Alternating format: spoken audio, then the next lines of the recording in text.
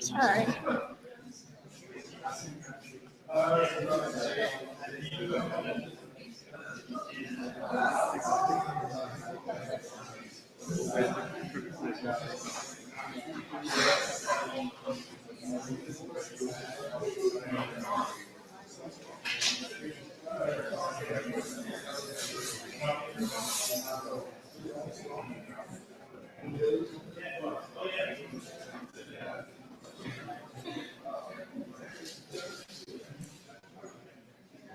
We're going to be getting started in just a few minutes. And finally got the live stream working. So it's a different link from the one we set up for everybody. So I'm actually trying to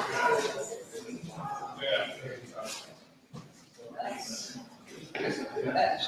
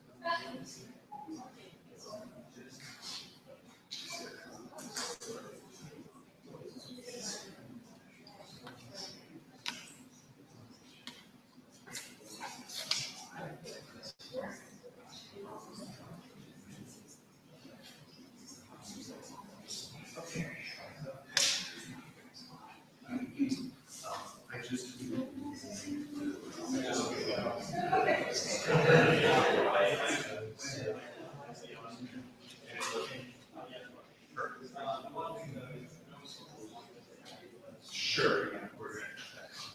All right, I'm going to get started. I'll try to check them out. Yeah. We'll just do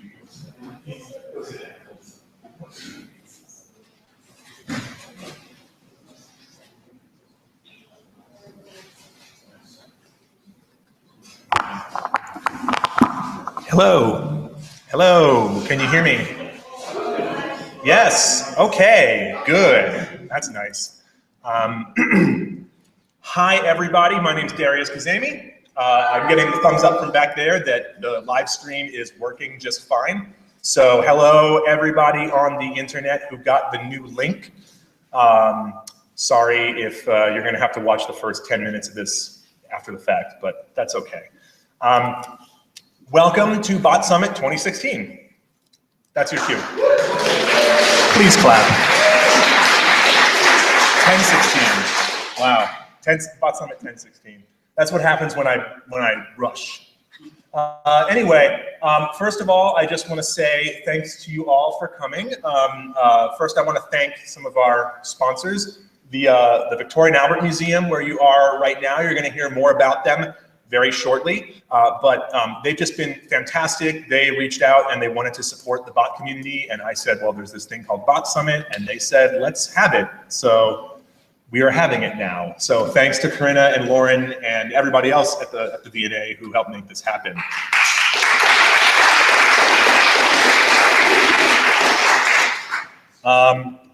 Field Train. This is a live glitch logos, if you know that bot. So this is happening live in front of you.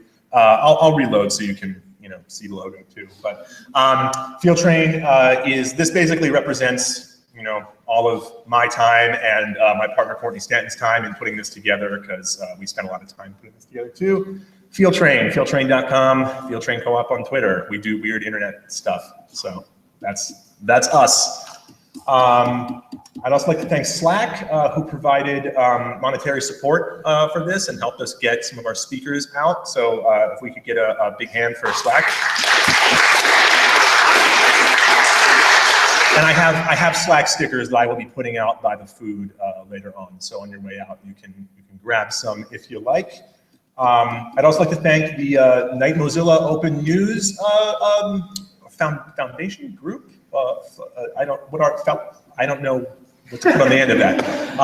Night Mozilla Open News. I would like to thank them very much also for being monetary sponsors, and they don't have an SVG logo, so I couldn't glitch it.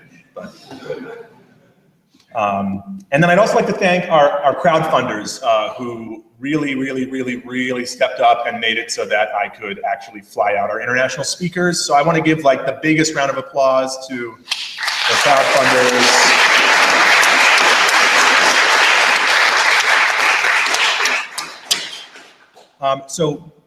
So we have quite a packed schedule. This is an internet-first event, so those of you here, sorry, you're all second-class citizens. But we have some water and snacks over on the side over there, so that is available to you if you get a little hungry. And also, I want to just let you know that we're going to be moving very quickly through all these presentations because we have a lot to pack in just 4 hours. Restrooms are, you'll cover that when you come up. So I'm actually just going to step aside and I'm going to let Corinna Gardner from the V&A give some housekeeping notes and say a few other words about the museum. Hi, welcome. Thank you very much for coming, and a big hands up for Darius for bringing the Bot Summit here to the V&A. We're part of the design, architecture, and digital team here at the V&A, and it's such a pleasure to have you and this summit with us here in London. Just on the housekeeping, yes, there are loos. Go straight on, keep going straight on, down a set of stairs, and you'll hit the loos. The museum will close to the public at 6 o'clock. There will be people to show you how to get there if you need to go, but please don't try and go elsewhere in the museum. Actions will be taken. Also to say, if you've got any bags checked in the cloakroom and you didn't realise that you couldn't do that, you need to go and get them before the museum closes, because otherwise your bags are here forever. I'm hoping that's not the case. And just one really blatant sidestep. We in the department are looking for a curator of digital design. We're going to be advertising this post as of Monday, and I'm hoping that all of you will help us find somebody who's really brilliant, so things like the Bot Summit will become a much more regular thing. Anyway, over to the 4 hours of entertainment, so thank you.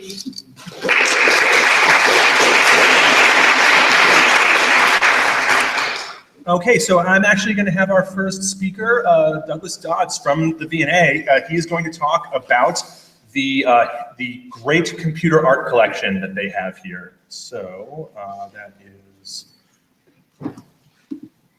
this is yours, right? Yeah. Okay.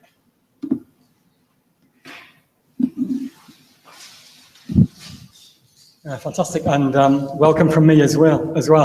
My name is Douglas Dodds. I'm a senior curator in the V&A's Word and Image department, which works alongside the digital team that Corinna talked about just now. Word and Image actually covers things like prints, drawings and paintings, books, manuscripts. We're the flat bits of the V&A, if you like. Anyway, as well as all the other things we collect, we actually have a very big collection of digital artworks. And I just want to take this opportunity, since I've got this captive audience, to tell you all about it. It's going to be a bit of a whistle-stop tour, so apologies for skimming over quite a lot of it, but here we go.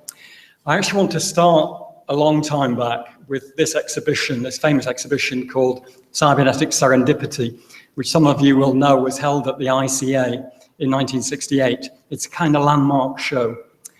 Amazingly, the V&A actually collected some works which were published as a result of that show.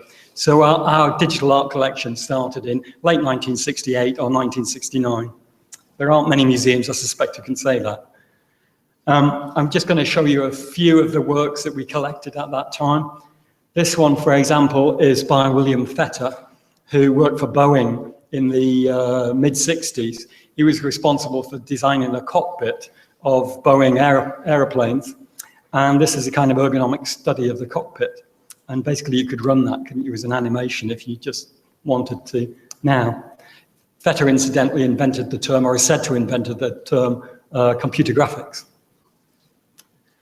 Another of the works that we collected at that time, and also was in the Cybernetic Serendipity show, is this one by a Japanese group called CTG, Computer Technique Group. This one's called Running Cola is Africa. It's the runner morphs into a Coca-Cola bottle and then into the map of Africa. There's a kind of political subtext to that, I think. And that's actually on show at the moment in our gallery of Japanese design, our Toshiba gallery. Another American one by a guy called Chuck Suzuri, called Random War. This is basically an anti-war statement. He had a computer program which had a list of names of soldiers, and the program actually generated a list of people who were injured, awarded a medal, or killed in this random war. Some of you might actually recognize the toy soldiers as well. They're those little green ones that you used to get in boys' comics for $1 or something. After that Cybernetic Serendipity show, we continued to collect a few things, but not very many, just a handful of works until relatively modern times. And then we struck very lucky, to be honest. I managed to get to know various people who were connected with an organization called the Computer Arts Society. And CAS was actually founded after that Cybernetic Serendipity show in late 1968 in London. And, you know, at that time, a bit like this event tonight, lots of people wanted to get together to share information about what they were doing, what they were experimenting with in the days when it was very, very hard to get access to the technology. So the Computer Arts Society acted as a forum for that. And they covered computer music, computer art, computer poetry. So it was a fairly broadly based group. And they also collected a lot of work that people brought along to events like this and stashed them all away. And nearly 50 years later, they came to the V&A. So we were very glad to have it. I don't know if many of you have an art background, but one of the people who were involved in this at the time was Gustav Metzger, who, among other things, is famous for his concept of auto-destructive art. In parallel with the CAS collection, we also acquired a wonderful collection that had been put together by an American art historian called Patrick Prince.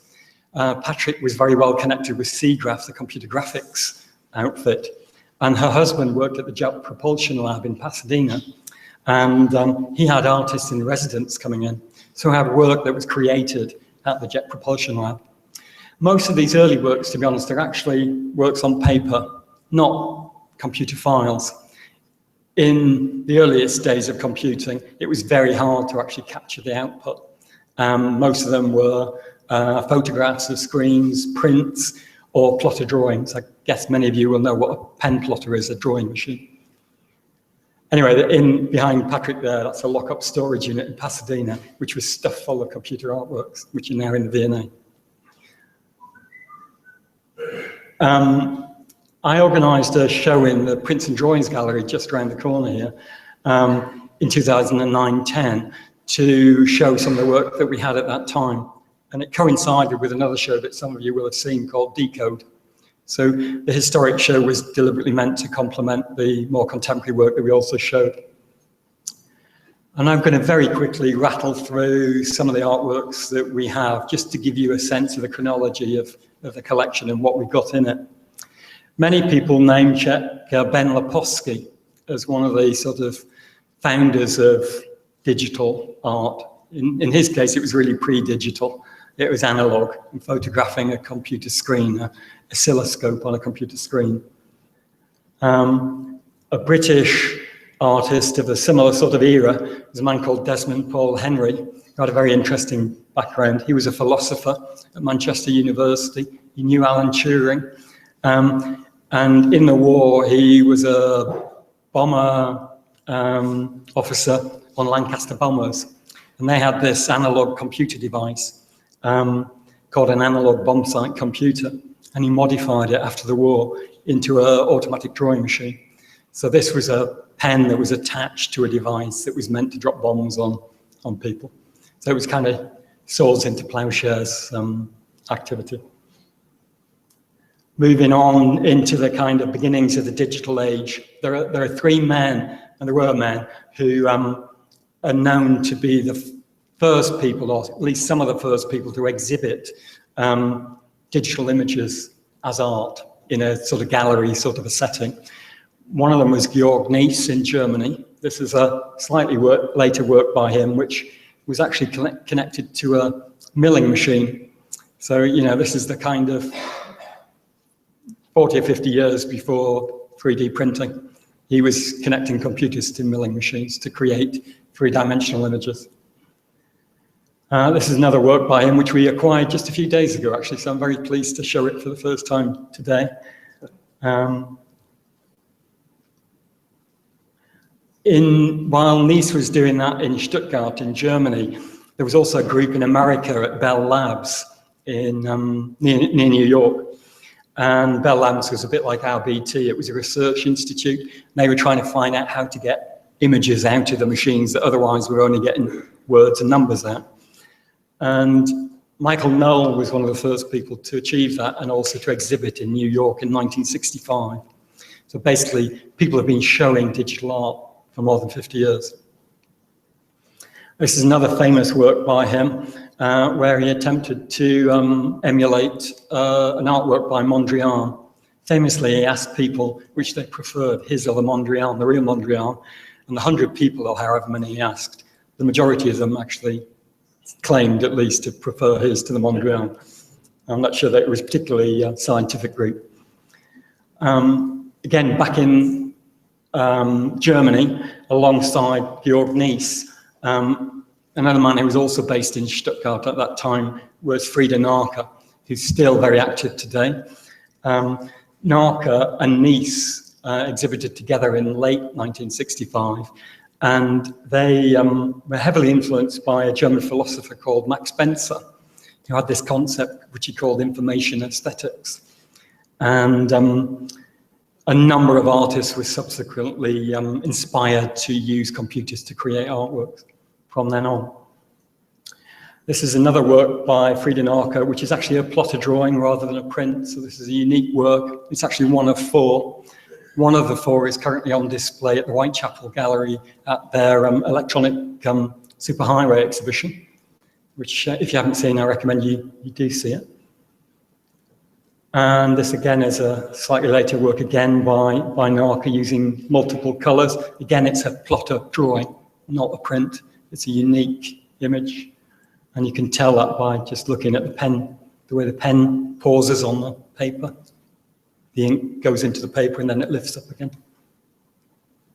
This is another work by Narka, a print, which is also on display at the Whitechapel show at the moment.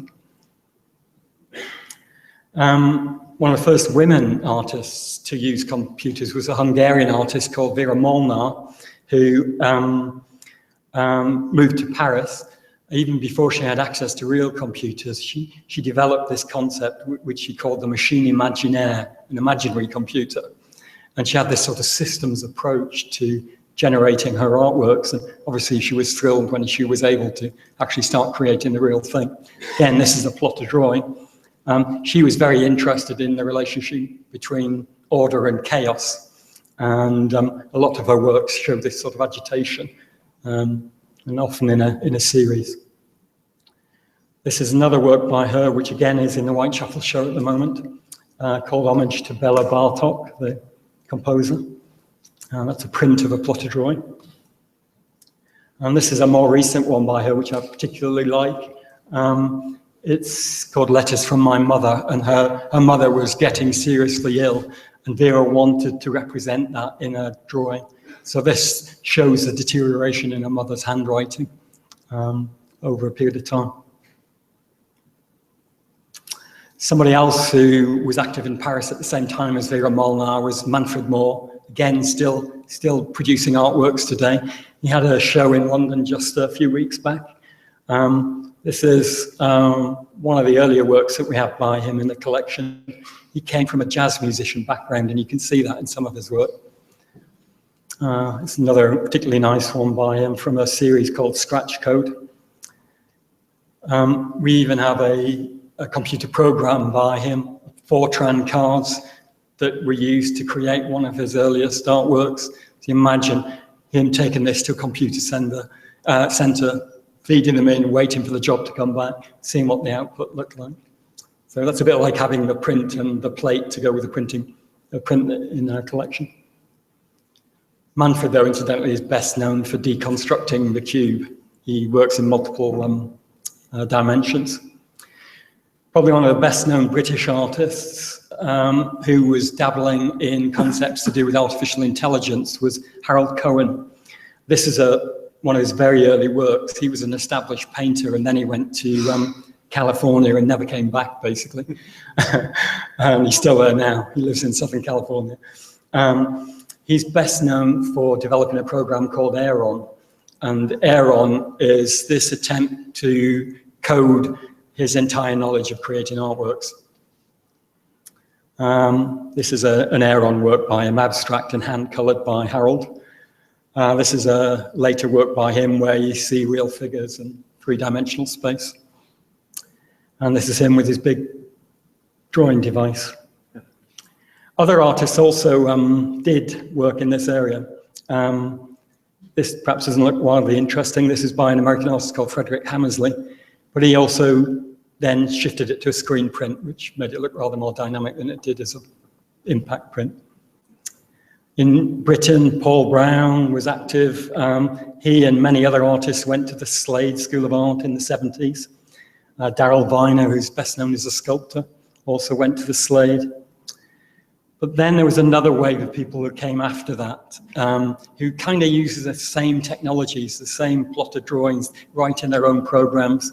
One of them was a Roman Catholic monk called Roman Voroshko, who left monastic life and took up programming instead. This is one of his early works from the mid-80s. He literally dumped one set of rules and picked up another set of rules. This is a rather beautiful work by him. This is a much bigger one by him a few years later. And this is one I particularly like, which is dedicated to Alan Turing. And the whole work is at the top of the screen there, like a medieval manuscript, set out like medieval manuscript. But the sacred text in this case is the ones and zeros of computer code. And another rather beautiful recent work by him. Somebody else who's thought of in the same vein is Mark Wilson, who now works with inkjet prints rather than plotters, but his work is often inspired by computer technology. If you like microchips, things like that often appear in his images. And then more recently again, I said that the V&A hosted a show called Decode some years ago. This is a work by Danny Brown, who some of you will know. He's actually Paul Brown's son. So they're one of the first father and son digital art dynasties. They have a wonderful website called Brown and Son, Purveyors of Digital Art from 1968 onwards. This work by Aaron Coblin in our collection is actually on display along the corridor here, just at the end. We showed that in Decode. And this one is by Casey Reese. Obviously, it's a processing work, it's live. But this is a still image from it. You can see the work itself on his website. We even have artworks installed in the fabric of the museum. This is by a group called Random International near our glass gallery if you come back to the museum tomorrow or sometime. This one, though, is one of my favorite works, not digital. It's actually a tea towel by a British couple called Thompson and Craighead. When they created this work, it was already meant to be a kind of nostalgic thing, so they used it, tea towel, to print it on. It was actually printed on the tea towels by the firm that also print the tea towels for our National Trust.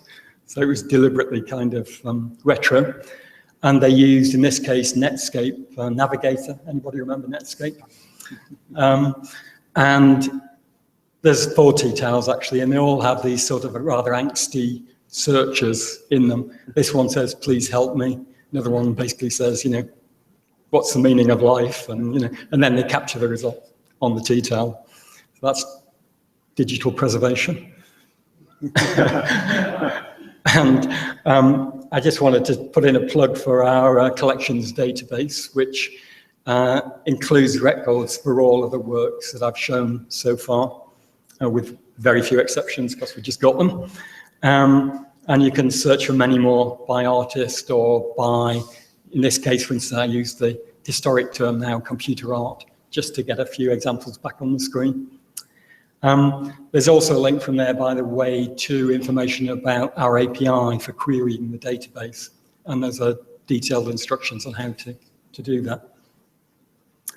And lastly, of course, we also have a lot of information on the V&A's website that you can look at as well, should you wish to. And that's it. That's me.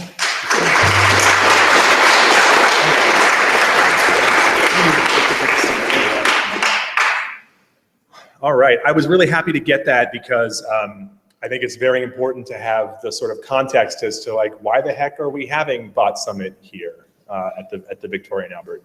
And so I hope that helped a little bit. Next up, we have George Buckingham, George is the creator of something called Cheap Bots Done Quick that people in this room might know. And could we get the lights up for just to plug things in here? He's a V21 on Twitter, and I'm just going to let him take it away. Thank you. Thanks, Eric. This is me. I'm George. This is my face. So yeah, I am V21. This is my website. I'm V21 on Twitter, V21 on most everyone posts, and I'm basically here, I think, because I made Cheap Bots Done Quick, which is a site that lets you make Twitter bots using a scripting thing called Tracery that Kate Compton made, and it lets you make a Twitter bot without having to figure out how OAuth works yourself. I think that's basically the main attraction of it. It means you can just log into the website and make a thing and it will run automatically. So it's been quite successful. I feel really pleased with it. There have been 2,070 something people have signed in with a Twitter account, and signed in with a Twitter account at least. 1,000 of those have been set active. A number that's smaller than that are still running and haven't mysteriously vanished or been revoked or being blocked for being a spam. Some of them have, or for some reason disappeared. I don't know what the number is there, but that's still a lot of bots, and I feel really pleased. And also, and I mean, this talk is going to be quite boastful, like, so just kind of run with it, okay? But also, like, this was basically what I hoped would happen. I didn't know for sure, but like, it's really nice to work on a project where you're like, yes, this is going to work. This is going to change things. This is going to revolutionize things. And they're like, oh, that kind of happened. Oh, that's a really lovely feeling. But you know, I just also want to say, like, I kind of did do it on purpose. And I'm going to talk some about, like, basically this talk is about making tools.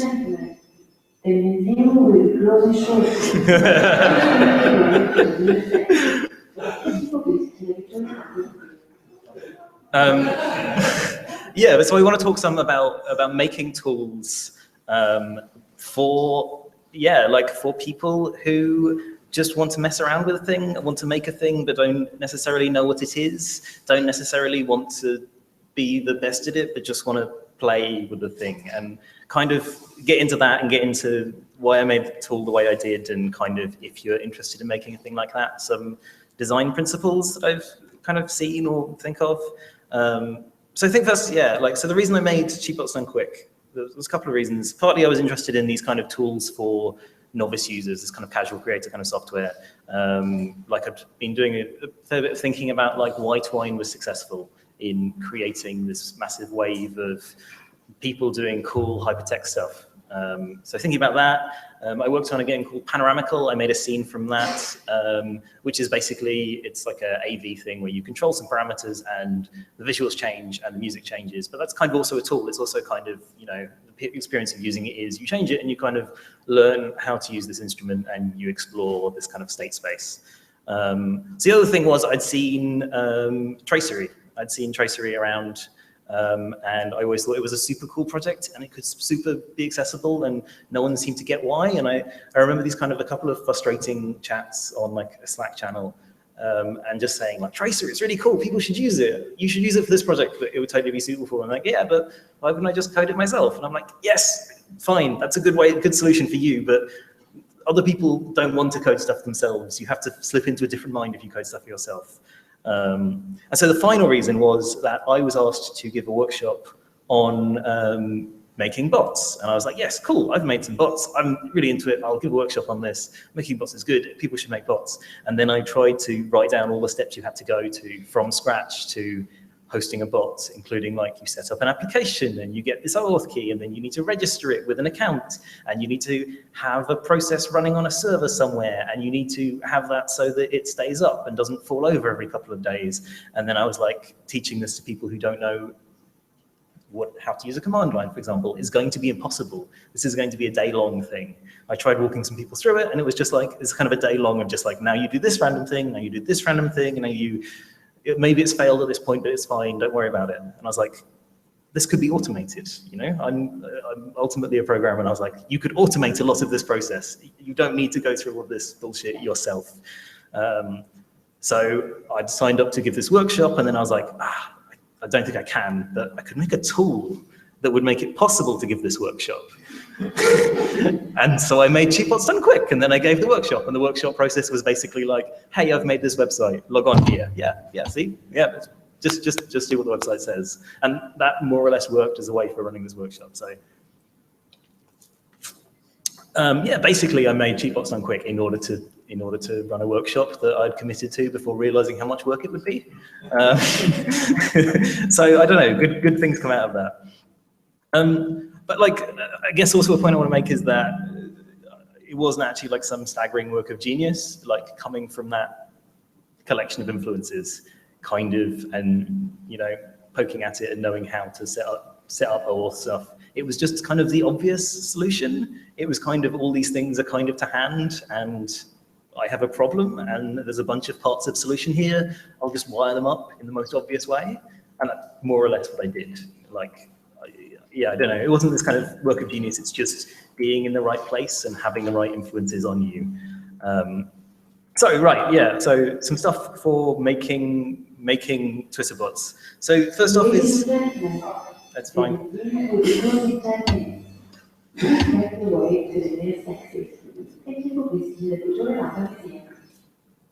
So yeah, first off, obviously, just make it easy to do it. The most basic thing, make it easy to have something working. Like, you should just be able to immediately press the button and log on and then press go and you'll have a thing. And if you want to write a super simple thing, make that simple. Like, Cheatbots Done Quick makes a very limited range of Twitter bots, but that limited range, there's enough expressive power there. It's enough to make an interesting thing. Like from Twine, to make an interactive thing in Twine, you launch it and you click on the thing and then you make another thing and now you've got a link and now it's interactive and you've made a game, and you probably want to put more than that in it to make it actually worth sharing with anyone or worth making, but you've immediately got something there. And the flip side to that is it's also fine if it doesn't do everything, or if some of its possibilities are really difficult to use and kind of really labyrinthine, and you also have to wade through a bunch of bullshit because you've already started making stuff. So, you know, like, novice users don't know how hard things are supposed to be. So as long as they can get going, then they can continue like climbing up that learning curve. As long as the beginning is good, then it can get hard and unnecessarily cumbersome later, and that's fine. And ascending that learning curve is a thing that feels nice. Like, I come from games. It turns out that learning about things is basically enjoyable. That's basically what a lot of games are built around. So it's fine if your tool has a weird learning curve and has a learning curve, because people enjoy that, it turns out.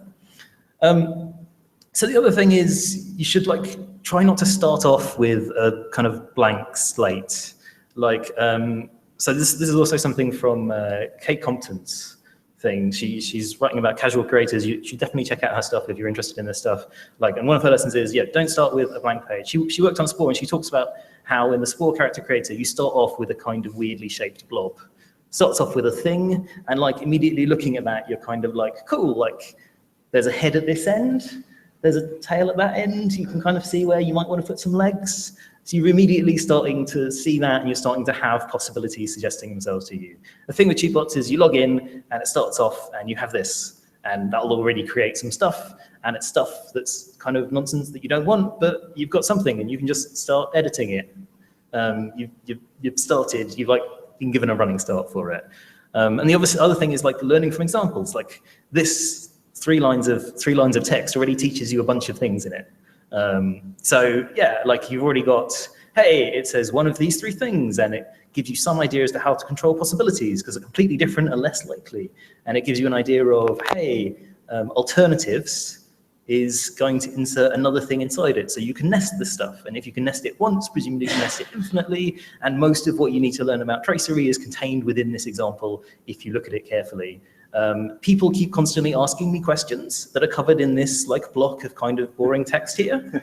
And that's completely fine. That's exactly what I expect. The text is there because if people get stuck, then maybe they'll read the text and maybe they'll solve the problem themselves. But actually, all you should need to know in order to use tracery, you can work out by looking at how this works and pressing the refresh button and seeing what happens. And you know, you can immediately just press tweet and it works. Okay, if you're logged in properly.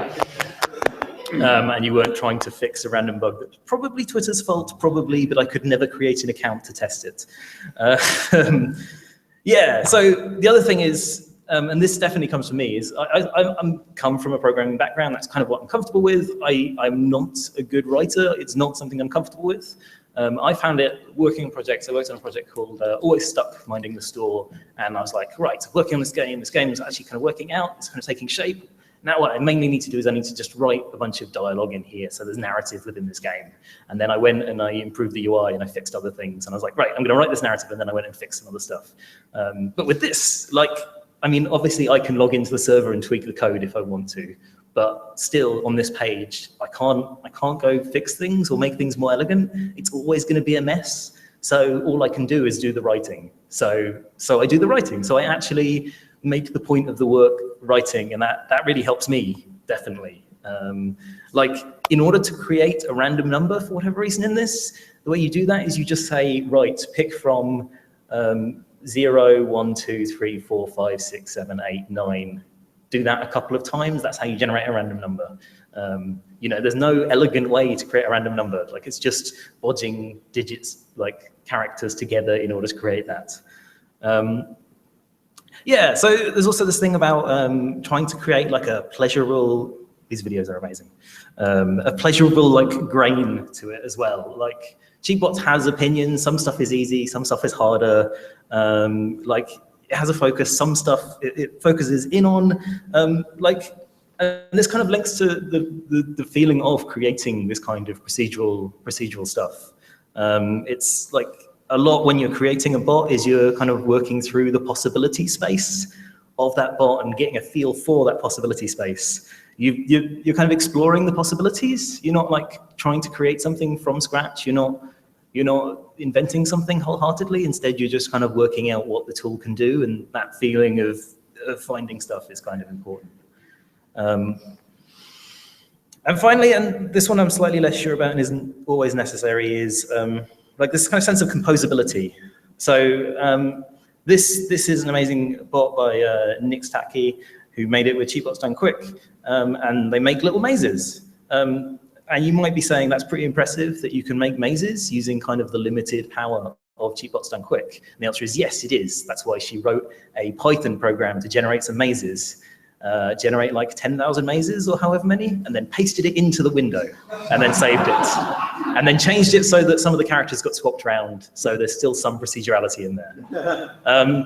And you can do that because it's just text, so it can plug into any other thing. People ask me like, oh, I've got this corpus and I want to use it with cheatbots done quick. How do I do that? And I'm like, well, put it into a text editor, edit the text so that there's a quote mark at the beginning of each thing and a quote and a comma at the end, then paste it in and it'll work. That's how you use a corpus. If it's in JSON, you can use it already. Just copy and paste it and mangle it in a text editor or mangle it by hand. And you can do this because it's not in some special format for it. And this is something you definitely see like with Fine Artist or anything like this. Like it's an image, you can import an image in, you can put it in there, even though it's in its own weird format. Microsoft Bob is awesome, yeah!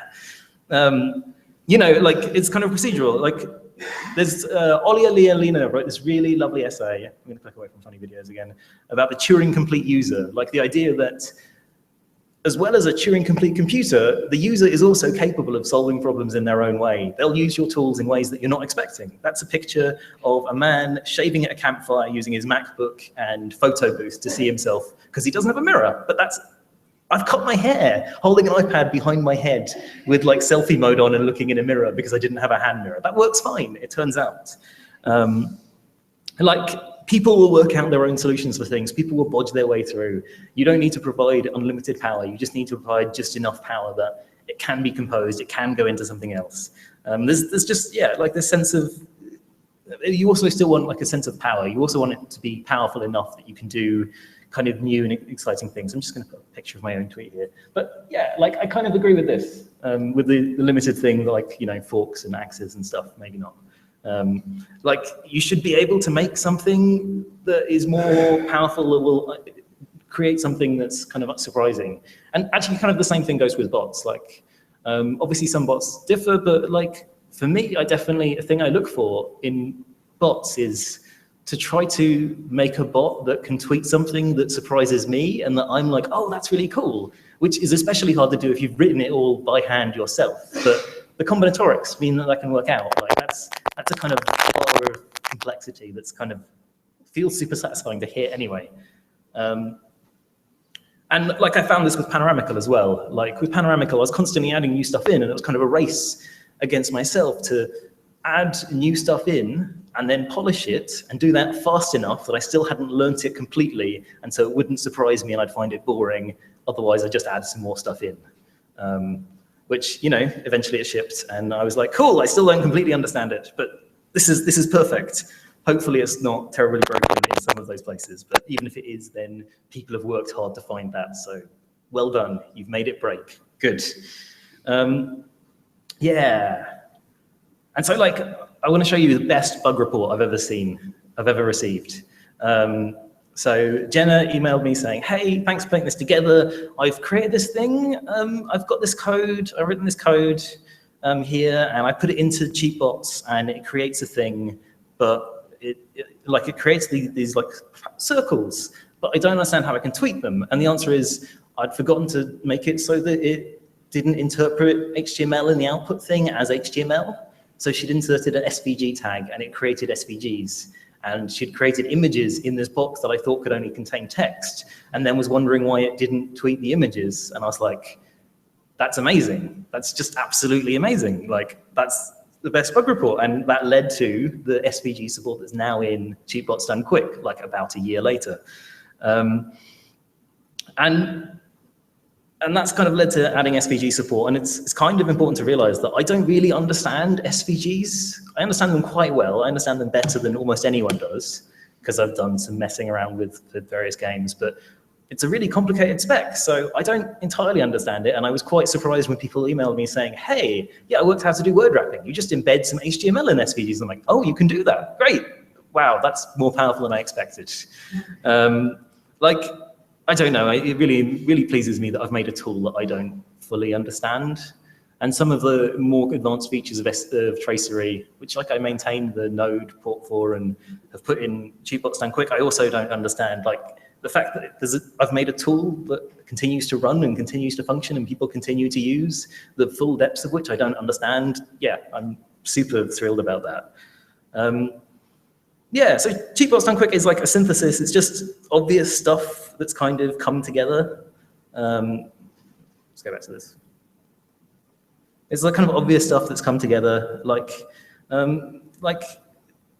one of the joys of bots is that like you go to sleep and then you wake up and you can see the stuff your bots have posted and you're like, oh, that's really cool. That's a really nice bit of art. That's something I made, created overnight whilst I was out drinking. A good bit of art got created and I get all the pride of having made a good bit of art with none of the actually doing any work. Instead, I was sleeping or drinking or doing whatever. Or like, you know, like checking your bot and seeing, oh, it's got some more followers. Oh, this is great. I'm really pleased that it's just doing its thing and gaining more popularity whilst I'm off doing whatever else in the world. And I'm here to tell you that making tools is even better than that. It's like making a bot and the bot making cool things, except actual humans are making even cooler things because they're applying actual human intelligence. And then you wake up and someone says, hey, look at this bot I made. Or even better, you see a cool bot on the internet and you're like, I wonder if that's running on my server. And sometimes it is and sometimes it isn't. And either way, the fact that I can think that is this amazing, amazing thrill to me. And it's also meant that like, I've got a bunch of ideas for bots and I find it hard to work on them because I know the work I do on cheap bots is gonna have a better output in terms of cool bots coming into the world and stuff I can do. And like that's because people come from all these different perspectives. I only have my perspective, but with cheap bots there, it feels like it's provided an obvious thing for other people to come in. I kind of keep saying like poets are better bot makers than programmers. I think it's actually more fundamental to the skill than knowing how to program. And it feels really pleasing to me that I've let poets who don't want to learn how to program at all to make stuff. So yeah, thanks everyone who's made stuff with it. And you should make other tools and make cheap bots look kind of old hat. And I'm gonna leave you with a final terrible slide. and I can. What if the true bots were the friends we made along the way?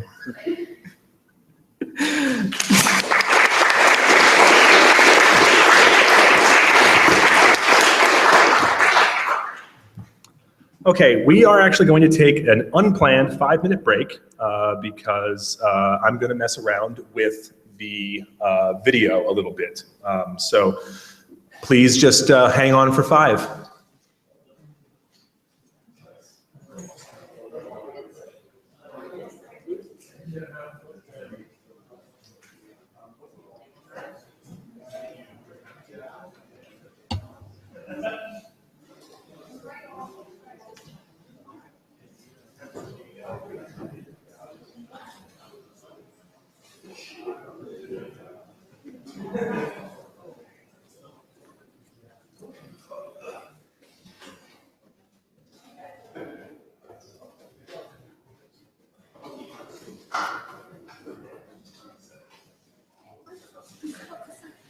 Yeah, we're set up for something. Yeah. What in terms of you playing it off the laptop? That's as long as you when you got the laptop, just put the aux inside, and then that's. Oh, you're gonna. Okay, great. Yeah, that's fine. Yeah, no problem.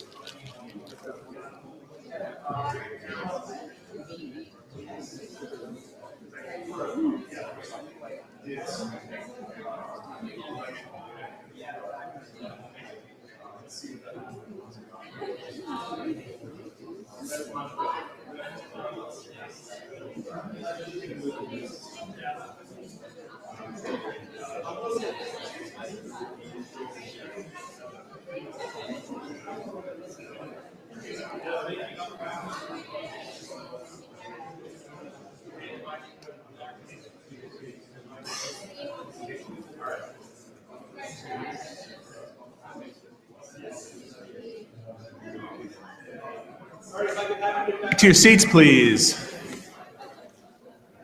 We are getting started in a minute. I think this is going to look a little bit better for the people on the stream. We've tweaked it a little bit.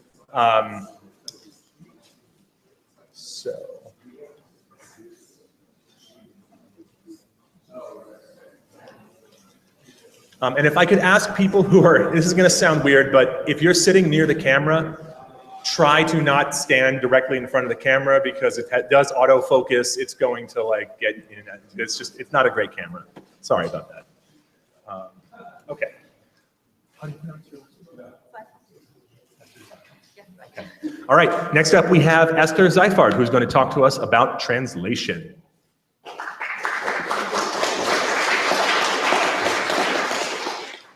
Hi everyone. I know the live stream isn't really working that perfectly on video, so I prepared an online version of my slides that you can have a look at.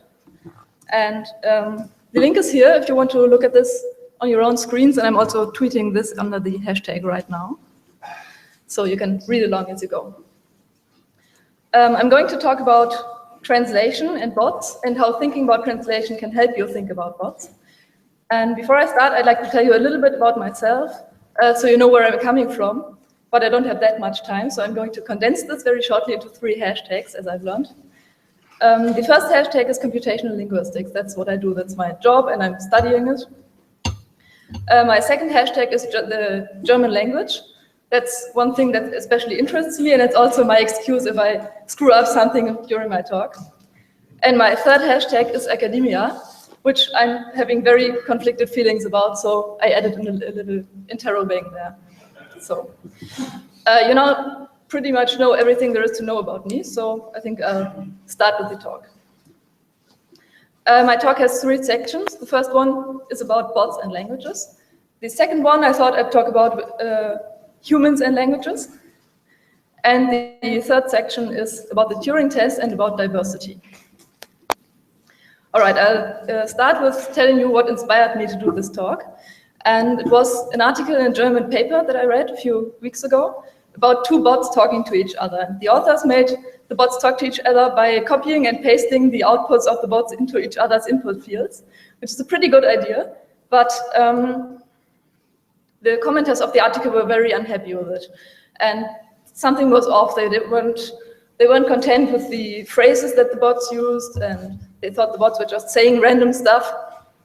I was very confused about this, because the bots that were used for this article were very famous. There were Rose and Mitsuku, and they both won prizes. The Lumno Prize, probably some of you are familiar with that. So I thought it was a bit off that people were so unhappy with those bots, and I thought about why this was. And I think I have an idea what caused this negative reaction. As I see it, the bot was designed like this. Some humans were training the bot with some data, with a corpus maybe, and language rules, and they always had a specific type of user in mind, or a reader who reads the output of the bot. And they were always assuming that the person who reads the output is the same type of person as the developers. I think that's a very easy thing to assume. Everyone's nodding, yes, thank you. And why this didn't work in the article that I read was, I'm a German speaker, and the bots weren't programmed to speak German, they were programmed to speak English. And so when I read the article, it looked a bit different. It looked like this. There was something in between. There were not just humans training the bot and humans reading the output. There was a translator in between. And in case you can tell, this is a different type of person than this one. And it's someone from a different culture and from a different language community. And so everything felt a little bit different. And one reason it felt different was that the people who trained the bot, with this picture in mind, had added some idiomatic phrases to the database. So, for example, one of the bots said something about a president having shoplifted the election. Doesn't really work. That's what it sounded like in German.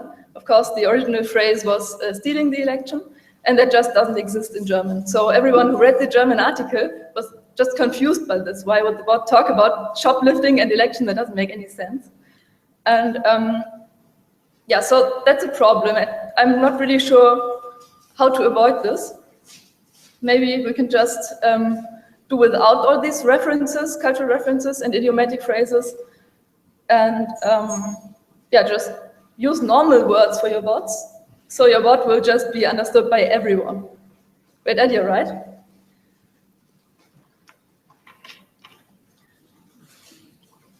It's not going to be that easy. Sorry. So let's talk a bit about how humans navigate languages. You probably know this quote by Wittgenstein: "The limits of my language mean the limits of my world."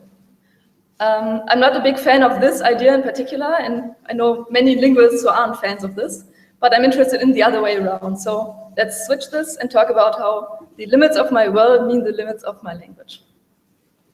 I'm a human being, as most of you are, and I have some personal experiences and I have a cultural background that always influence what I'm saying, and they always inform my linguistic choices. I'm always going to use language that harmonizes with my version of reality as I experience it. And that's not a big problem when we're talking just about mistranslations of idioms, because it doesn't really harm anyone, it's not hurtful or anything. But of course there are different situations where that might be a bit more critical. And I brought you some examples of how that might be dangerous. The first one is a set of German phrases, terms for the word refugee. There are many other phrases, many other terms, sorry. I just brought you 4 of them. They have very different connotations.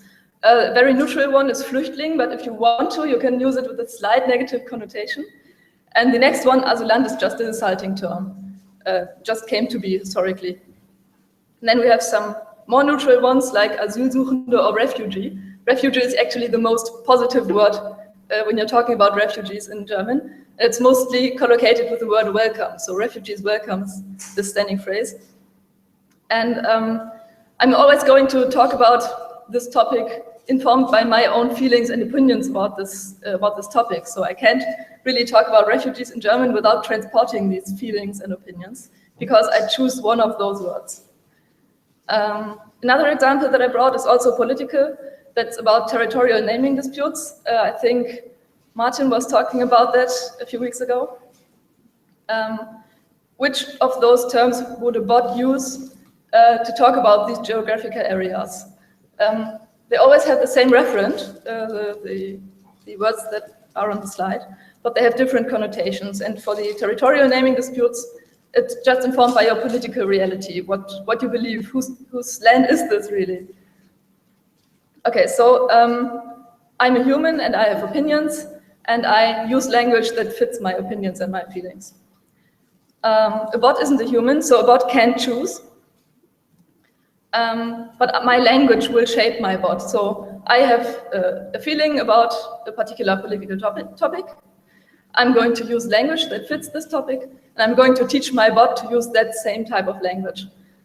Might be a problem, right? Because if a bot talks about refugees, what type of opinion or stance do I want to communicate with that? It's not that great. And you can't really use normal words like I suggested, because there are no normal words, because humans are different and have different opinions. Yeah, now I'm going to talk about what all of this has to do with the Turing test. You all know the Turing test. It's always in the media. Whenever anything happens about bots, you're always going to read this question, does the bot sound human enough? That's the essential question of the Turing test. And I have a problem with this because it implies that being a human or sounding human is objective in some way.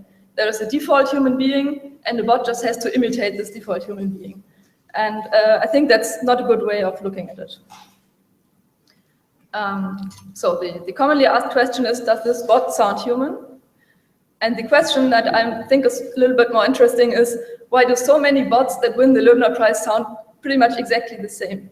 They're really similar to each other. Maybe they all have a particular type of default human being in mind, the people who design these bots. But if so, who is this particular mysterious default human being? Has anyone met them, maybe? Let's have a look at the profile of one of the bots from the article. This is Rose, and the profile is taken from chatbots.org. And this says, Rose is a 20-something computer hacker living in San Francisco. Is this a default human being? It's probably for very many people who design chatbots, because the tech community isn't really that diverse. It's getting there slowly, but there's still this idea of a default human being, and people transport this when they build bots. And yeah, I'm unhappy with this.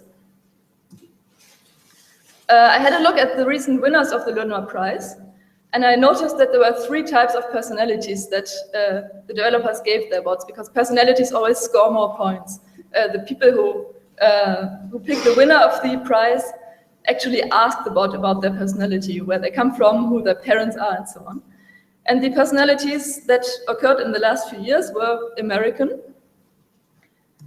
aliens or robots, so not human at all. And then I found one single instance of a bot who wasn't American or alien, and that was a 13-year-old boy who was presented to be a 13-year-old Ukrainian boy. And I think that's a bit shocking if you have a look at this list. People are either American, not human, or children. Not really, right? So I oppose this idea of a default human being, and I oppose this idea of making bots sound like Americans, aliens, or children. So I'm going to ask you, every one of you who makes bots, to think about what different types of personalities you might give your bots. Maybe you know some slang words, maybe you know Yiddish or Arabic or whatever. And I think it's worth it to make the bot landscape more diverse in this. So I'm going to leave you with this message: make more diverse bots. Thank you.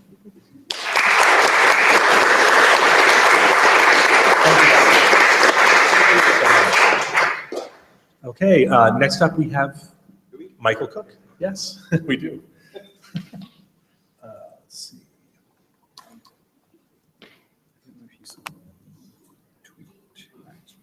No. I think I have that camera. I think I use it for streaming, and I did find an app that let me disable. I'll take a look. Right, shall I go? Are we good? Right, hello. My name is Mike. Work at the University of Falmouth. I want to tell you a couple of stories today, which are hopefully going to be a bit about Twitter bots and a bit not, and they're going to seamlessly merge into a finale where I'm going to say something which I thoroughly encourage you to ignore. First, I want to tell you about something called the book. I'm going to be talking about a book and then the book, so it's going to get a bit dicey, and I apologize. But about 10 years ago, towards the end of my secondary school career, a friend of mine lent me a book. It was called The Man Who Loved Only Numbers, and it had converted her to mathematics, basically. It was about this guy, Paul Erdős. He was an eccentric but legendary Hungarian mathematician who was incredibly well known for traveling throughout America and other countries, visiting his colleagues in the dead of night and just turning up. And as soon as they opened the door, he would walk through and immediately start talking about a mathematical problem. He would publish hundreds of papers a year with people. He was incredibly prolific. You may have heard the term Erdős number. It's the number of degrees of separation you have between yourself and Paul Erdős based on authorships, basically. People strive to have the lowest number possible. And he contributed many things to mathematical culture. This is my understanding as someone who's certainly not a mathematician. But my favorite one is his concept of something called the book. There's a quote from, not the book, but the book about the book. You don't need to read the whole quote, but there's a bit where he says he has this concept of God, which he doesn't believe in, having this transfinite book. And in this book, all the best proofs from mathematics, all the most elegant and beautiful ones are written. And the greatest compliment he could give you was if he looked at something you did and said, that is from the book. As if you'd tapped into something that was so fundamental to the universe, you'd seen something that it couldn't be better, it couldn't be perfect. You know, in heaven there is a tome that has your proof written in it. And I think, I love this concept. I don't do maths though, so I get jealous of things like this that are very romantic. And I think there's a concept of Twitter bots having a book. And if I have time at the end, I'll talk about another book about Twitter bots, but I realize we're pressed for time. So I think a lot of Twitter bots are about patterns and templates. This is cheap bots done quick. You may have heard of it. So a lot of bot making relies on templates. It's really hard to write natural language, so often we cut things up and leave holes and insert words in, which is great. I use it in almost all of my bots, I think. And a lot of bot making also relies on patterns. Sometimes, often linguistic bots, but other bots also. Understanding patterns in data or language or the way humans use language. And the last talk by Esther was really on topic for me as well, because understanding some of those patterns, even in a small way, is quite magical when you get it right, because there are so many of them. And understanding language is really, really hard. And when you do it, there's something really wonderful about it. This is a bot called Wikisext by Thrice. And I know Paul Erdős, but I feel like Wikisext could be said to be from the book of Twitter bots. It understands something about the data it's using. It understands something about the tropes that it's trying to insert that into. And the result is something really wonderful. And this is a very, I really like this interaction between the bot, but you should go and look at the bot and see its other tweets because they're wonderful. As I said, so Wikisext in particular takes data, and there's a structure that Thrice has understood, and they've woven it into this new form, and that is exciting. Like I get an excitement feeling when that happens, and I feel like it's akin to how I've seen mathematicians talk about number theory, which is what Erdős wrote. This is one of my bots replying to one of Darius's bots. Darius wrote a bot called Museum Bot, which posts an exhibit from the Met every 6 hours. And I wrote a bot called Appreciation Bot, which pretends to say something intellectual about it. There's like a tiny grain of intelligence in there, and then the rest of it is bluster and bluff and posturing and weasel words and phrases that don't really mean anything, but they sound like they might. And this is what I do when I walk around museums. I wouldn't cast any aspersions on curators. This is definitely me and my own insecurities. But the thing is, this is actually quite a bad result from the bot, and people get disappointed when it goes wrong. So this one, the bot's misunderstood that it thinks that bowls exist inside grapes, but it's actually that you would expect grapes to be in bowls, right? And what I've noticed is that when I try and have bots act in this very human way, especially when they're talking in a flowery sense here, the result is a real clash when people realize that I've got it wrong, okay? I'm going to digress onto another tangent briefly. but we'll come back, honestly. So Angelina is the name of a piece of software that I made over the last 6 years for my PhD. I work in a field called computational creativity, where we're interested in building software that engage in creative domains, either as a creator or assisting a creator. So this is a piece of paint. This is a piece of art painted by a piece of software. When I started out in this field, I thought that there was lots of objective truths that we were going to find. There was going to be some checklist of what constituted computational creativity or creativity in humans. There was some formula I could plug stuff into, and I would get a good result out on the other side. And over time, obviously, I was taught by wonderful people, one of whom is in this room, who I'll introduce you to briefly later, who made me realize that that's not really what it's about, because there is no definition of creativity, really, and there's certainly not one that we would all agree on. Similarly, I thought that maybe there was a Turing test vibe going on here, where we'd show people things that our software had created, but not tell them that it was software. And if they couldn't tell it apart from a human creation, then we would pull off the sheet and point and laugh at them, and we'd say, ha-ha! It was creative because you couldn't tell the difference. And that doesn't work either, because what computational creativity is really about is about perception. It's not about me, and it's not even really about the software I write. It's about what people think of the software. So once you've pulled the sheet off, that person still is staring at your software. And if you have made them feel like there was some trickery involved or anything like that, their perception of the software, their appreciation of it drops. Angelina was designed to make games. I am interested in games, so Angelina made games. And one of the really important things to make people feel like Angelina is engaging in a creative activity and engaging in a creative field was to get it to talk about its work. So this is some like wall text that it produced to justify things that it was doing. This was template-based, like many of my Twitter bots are, and it would insert real pieces of data. So it was using Barack Obama in this particular game, so it was telling you that so that you would hopefully believe in its creative decisions. I also made my first Twitter bot with Angelina, because I thought it would be good if it engaged people in its creative process and showed that it was learning and using information. So Angelina would post images and ask people to give it word associations so it could then use that knowledge when it wanted to use this as a texture in a game, for instance.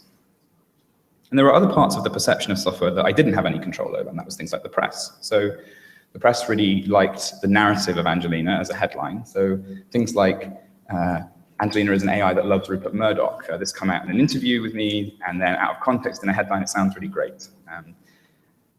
And this, I included this slide because I wanted to show that the perception of software is not just governed by the people who write it. Once you put it out there, and I think George was kind of getting at this with the tools as well, it's out of your hands. You can't control it anymore.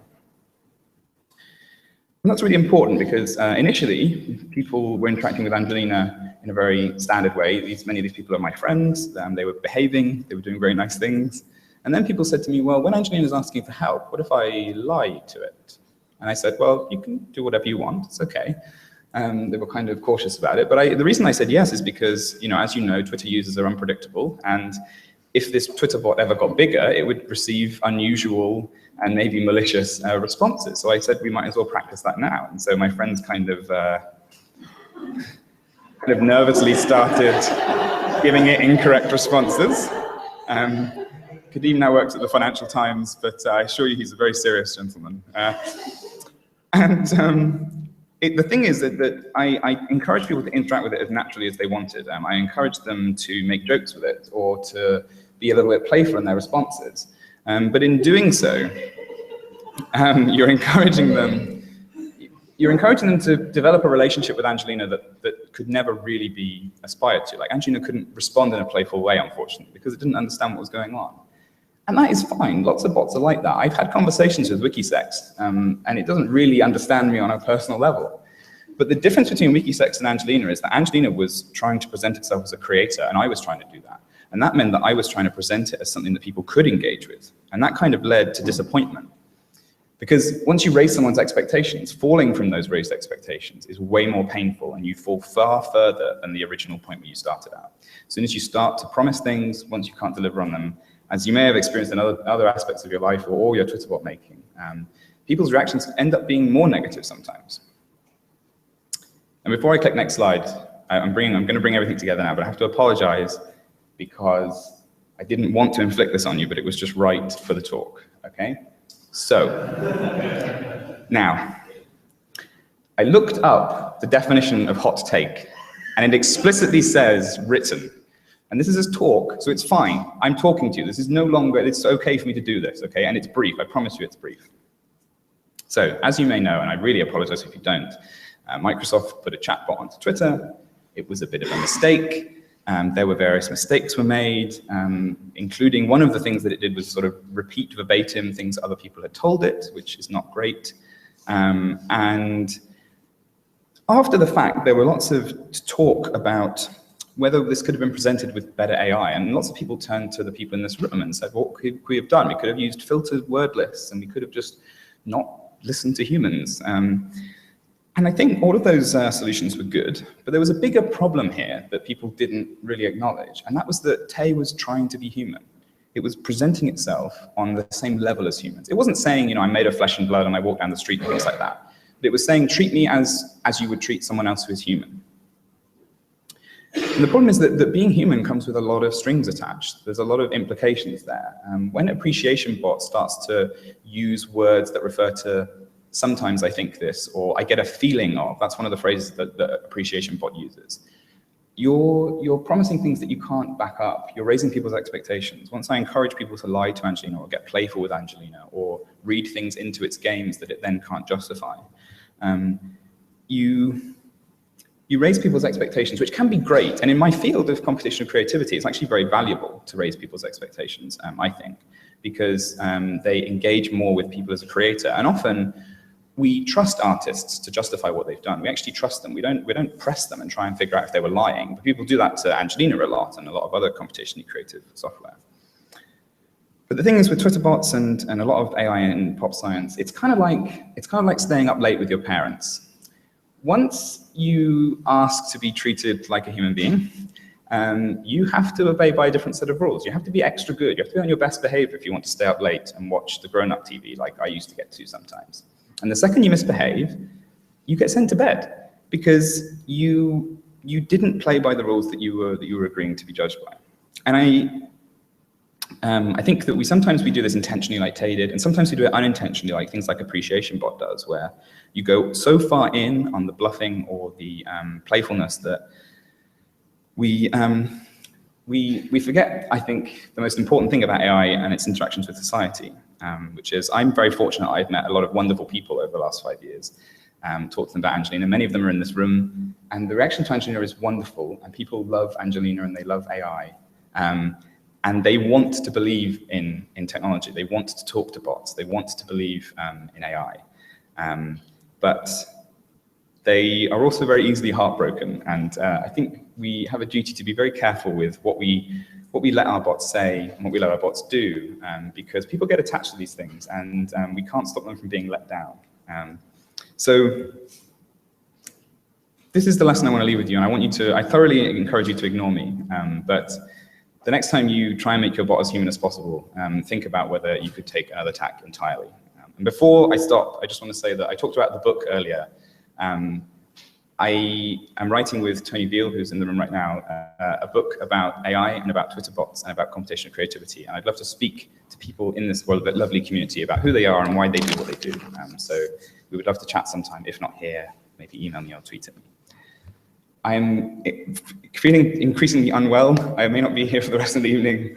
Tony, if you want to raise your hand and indicate who you are. This is Tony. He's a wonderful man. I apologize if I'm not around. Thank you very much for having me to talk, and that's all.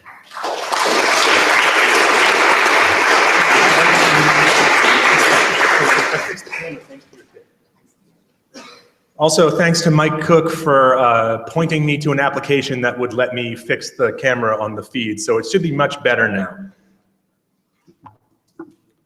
Okay, yeah, just, do you have audio too? No. No. Great. I love that.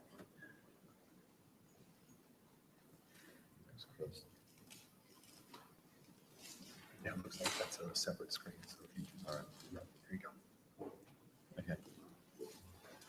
Hello, thank you, Darius, for inviting me very last minute to join the list of speakers. I'm Matthew Palmer-Fernandez.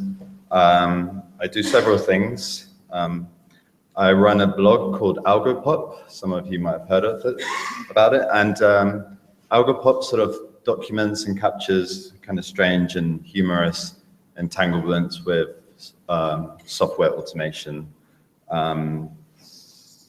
Face recognition comes up a lot just because it just kind of does the kind of most stupid things that can be very humorous. There's other things that I just spot and I find really funny, like someone's trying to use translating software to find out what the name of their hairdresser is in English. And I'll be really, really impressed if anyone gets their hair cut there and sends me an image. That'd be awesome. I also do some generative sculpture using digital fabrication, like 3D printing. So this is a piece that was generated out of a simple mesh, just using like an image comparison algorithm. It's very simple. And I also make bots. I made Novice Art Blogger last year. And Novice Art Blogger is an art critic running a Tumblr, and it uses image classification to try and describe images that it takes from the Tate. So Death and the Conquistador supposedly resembles a pizza, one that's decorated to look like an angry bird. So I had to use this opportunity to plug what's happening next week, which is the Art of Bot show, which I'm co-curating with Abandoned Normal Devices. And it's happening at Somerset House. And we have many bot artists and practitioners exhibiting and running workshops like Cheap Bots Done Quick. And it's been a really fantastic experience because curating bots may sound really tedious, like, they only exist on Twitter and Tumblr and things like this, but actually a lot of the bots that people have made are there to elicit or prompt kind of very physical and articulated actions. Like there's Art Assignment Bot by Jeff Thompson, which would prompt you into making some art. There's Emma Winston's graphic score bots, which would encourage you to pick up an instrument and play some music. So it turned out to be a really fun thing to curate because there's so much variety in bot making practices that you can quite easily find some really good ones that would work in a physical space. So I'm going to kind of move to a project of mine that I haven't really told anyone about yet. This came about, it kind of started off with an interest in bots that were looking into other platforms. We kind of have covered as a community Twitter, Tumblr, Slack seems to be on the rise. But there's very little bots that operate on Amazon, except for Darius's wonderful random Amazon shopper. I haven't seen many on SoundCloud. But I'm also interested in platforms that we just don't really like LinkedIn or Uber and Tesco's. I mean, I really think bots, creative bots, would be really funny in those situations. And so actually last year I got really interested in, I've been interested in Thingiverse as a platform for a while. It's a file sharing platform for people that like to do 3D printing and they want to share their creations and their designs for other people to download. And as part of the digital design weekend at the V&A last year, I created a bot that was just kind of collecting stuff from Thingiverse and used Selenium, which is a browser-based way of automating the web. So people at the V&A could actually kind of see this bot in action. And we put it in a display cabinet. And it was kind of a way of kind of thinking about the V&A as almost automating its own collecting activities. But what was kind of fascinating was this bot then had all of these objects. It really kind of elicited something a bit more complicated where it would actually start doing something with these objects. And I decided to kind of have a dialogue with another practitioner called Julien Dessoif. He's probably watching online at the moment, and he's my collaborator for this project. And we were introduced by Marius Watts. And it's kind of, this picture is just really telling of what it was like in 2012 when we did this workshop at IMAL. And I was interested in 3D printing, and they were interested in laser cutting. And there was this kind of divide between 3D printing enthusiasts and laser cutting enthusiasts.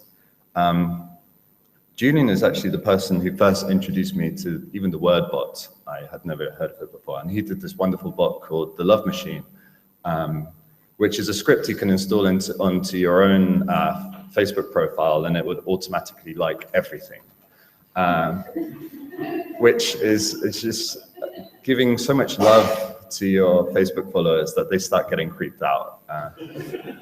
And it kind of makes the recommendation algorithms go really, really crazy. So every time, I think at the time when I was friends with Julian on Facebook, my search recommendations were really, really strange because there were always things that Julian would like again and again and again.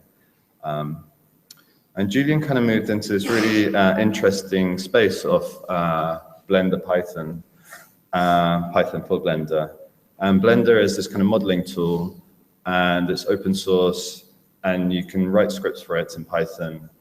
And that just opened up a whole new world of things that you could do in kind of a generative fashion. And he created this fantastic bot with it called Word Wars. Okay.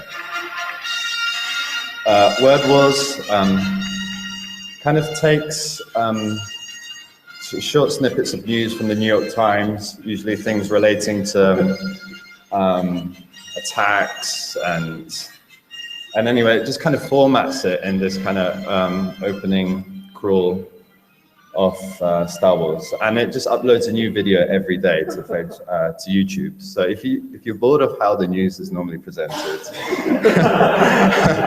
I thoroughly recommend just following Word Wars instead. So we started this kind of conversation about Thingiverse, and we were really inspired by many things. Julian brought to the table Katamari, which I'd never heard of. And it's a really fascinating game, which is just all these 3D models end up getting kind of clustered together, and you're just this cluster, and your job is just to grow as a cluster. So you're kind of navigating the world around you, and just things kind of get attached to your big cluster of objects. And I was also very interested actually in the Dada movement, the ideas of assemblage and chance operations, and the kind of nonsense behind their art form really kind of resonates with some of the practices here.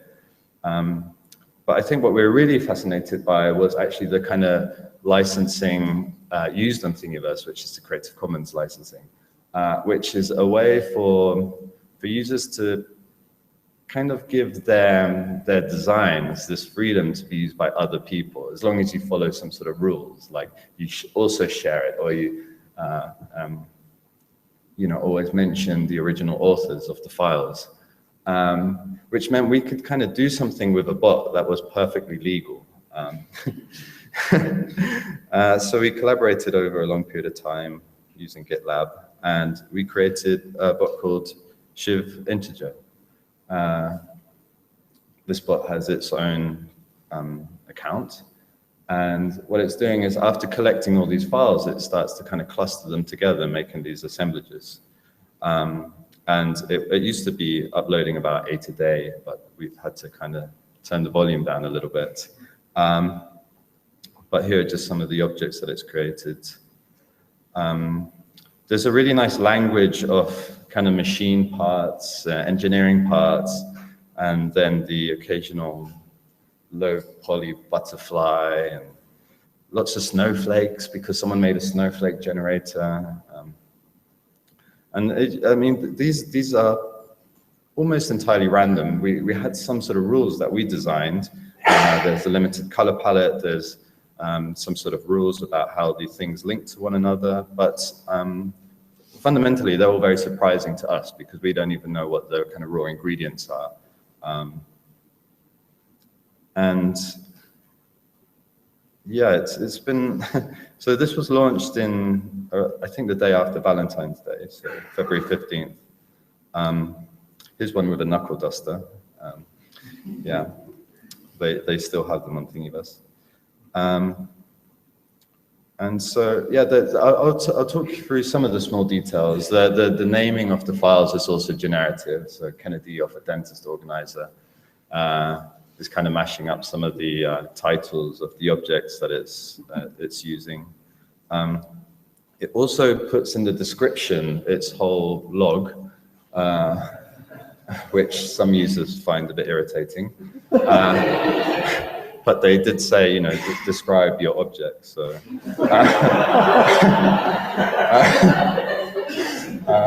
so it does it in this, like, you know, super rational way, where it just says absolutely everything is done from starting with the files, and it has to do the attribution because, you know, that's part of the licensing deal. Then it talks about how it's cleaned up all these objects and it's rotated them and everything's kind of logged. And it also then notifies all the users that their file has been remixed. So all these people will get an email notification, and then they'll probably then go to the page and say something like this. Stop submitting these annoying things no one is interested in. And that's one of the polite ones. That one says, oh no, it doesn't say please. But then we also had this, some people kind of defending the bot. So Bright Lights is a Thingiverse user who says, you know, some of us are, it's art, read the author's about. It's obvious that for this one, the printer's conveying that love in the home will blossom with a 3D printer in your basement. And Bright Lights is an incredible user, which leaves these really long stories behind each object. So he's kind of taken upon himself, he's made it, I don't know if it's he or she, but this person's mission is to just write the explanation to all these objects. Like this one is hydroponic trophy. Every race of evolving robotic overlords needs to have a place to carry their spare batteries on their bodies. This is an example of one such evolutionary development of the stomach for our future overlords, and so on. We've also seen a lot of kind of conspiracy theories emerge. Like someone said, I third one down, yeah, I think this guy is the cheeseburger guy. A while back, some guy made a simple model of a cheeseburger and claimed he owned the rights to all digital creations, and so on and so on. And we've heard like stories about us potentially inserting viruses into models and all sorts of things. Yeah, the conspiracy of it being an art student attempting to get their procedural 3D art recognized is, yeah, probably the closest to the truth. But yeah, I think I'm going to leave it there, and I'll just leave the links up to my website, Julian's website, Algopop, and Thingiverse, Shiv's profile. And I also have some Algopop stickers, so please come and see me if you want an Algopop sticker. Thank you.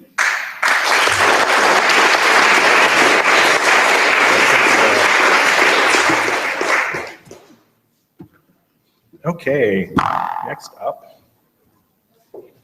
To log into this. Could you help me with the login on this?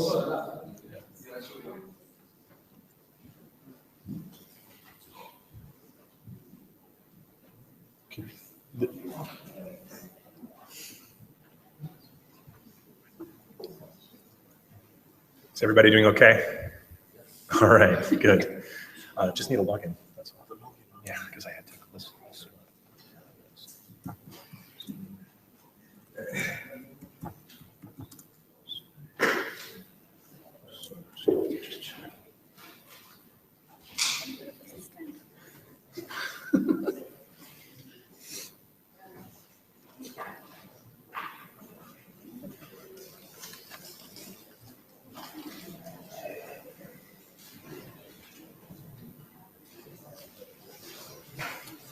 I'll say hello to everybody out there on the internet who's watching. Hi.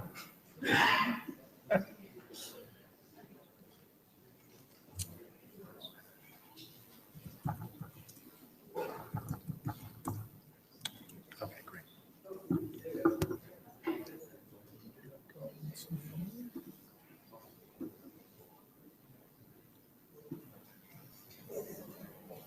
Okay, so yours was a PowerPoint? Mine was a PowerPoint. Okay, great. Yeah, I'll get the YouTube up too. There it is. Okay.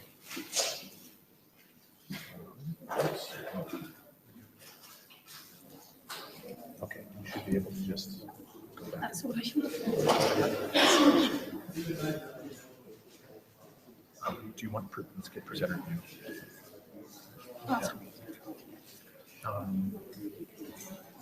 Yeah. Okay, next up we have Helen Hester, who is going to be giving her talk, I'd rather be an iPhone than a woman. Is it not?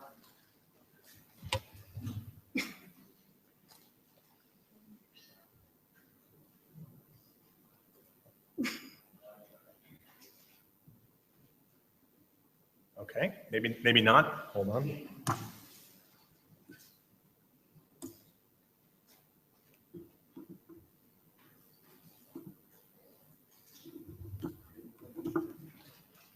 It looks like it just didn't take.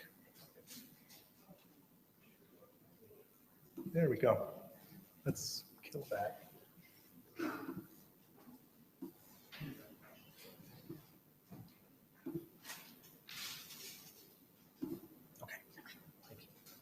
Helen Hester, everyone. Hi, thank you so much for having me. And thank you so much, Darius, for inviting me to kind of give a super duper condensed version of a slightly bigger research project. So if this feels dense and a bit sort of shrunk and wizened, that's why I'm trying to cram a lot in quite quickly. Okay, so today I want to talk to you about the gendering of technologies, specifically the tendency for virtual assistants to be feminized. So be that through their names or through their voices or through the pronouns that are used in their marketing materials. And on the one hand, there's something pretty commonsensical about the decision to present sort of Siri, Cortana, and so on as if they were female. So after all, both service work and clerical work have conventionally been considered women's work or feminized labor to some extent. And many of us are at home with the idea of women in these kinds of assistant roles. And as such, we might think little about it when we encounter technological interfaces that are kind of coded in this manner. On the other hand, however, we need to remember that the presence of these gendered technologies, their proliferation to the point of near cultural invisibility, was never a foregone conclusion. So Apple's early visions of the knowledge navigator, for example, looked and sounded very different to the digital assistants that we know today. So I want to show you some speculative corporate advertising. Oops. Where have I gone? So this is imagining what the knowledge navigator is going to look like in 2009. Oh, this is only on the here. Oh.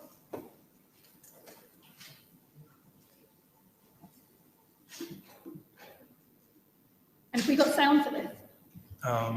We should, yeah.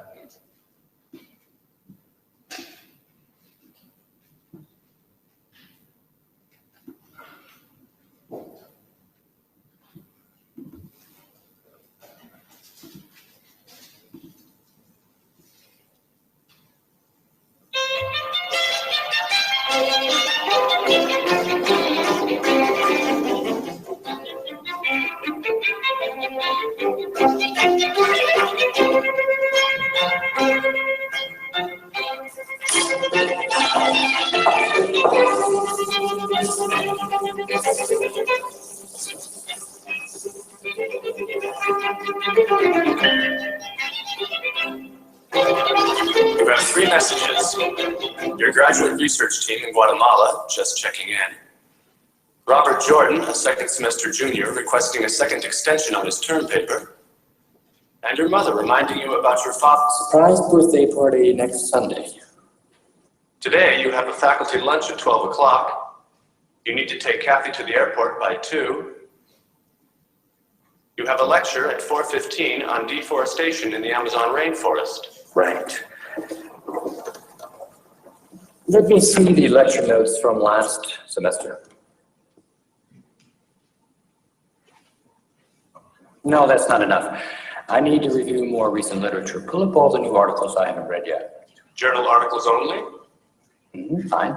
Your friend Jill Gilbert has published an article about deforestation in the Amazon and its effects on rainfall in the sub-Sahara.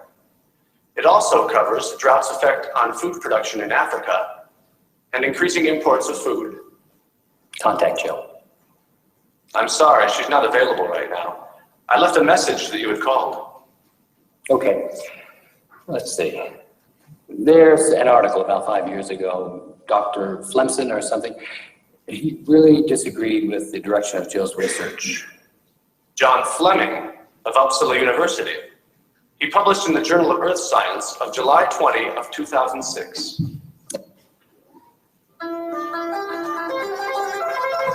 While you were busy, your mother called again to remind you to pick up the birthday cake. Fine. Print this article before I go. Now printing. Okay, I'm going to lunch now. If Kathy calls, tell her I'll be there at 2 o'clock. Also, find out if I can set up a meeting tomorrow morning with Tommy. Enjoy your lunch. Hello, Professor Bradford is away at the moment. Would you like to leave a message? Michael, this is your mother. I know that you're there. I'm just calling to remind you to call your sister and pick up.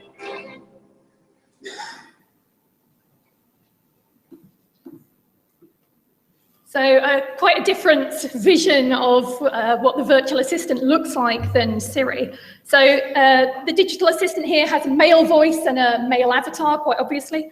And it's also, not coincidentally, I would argue, professionalized as a research assistant, an academic librarian, and an information manager, rather than as a personal secretary.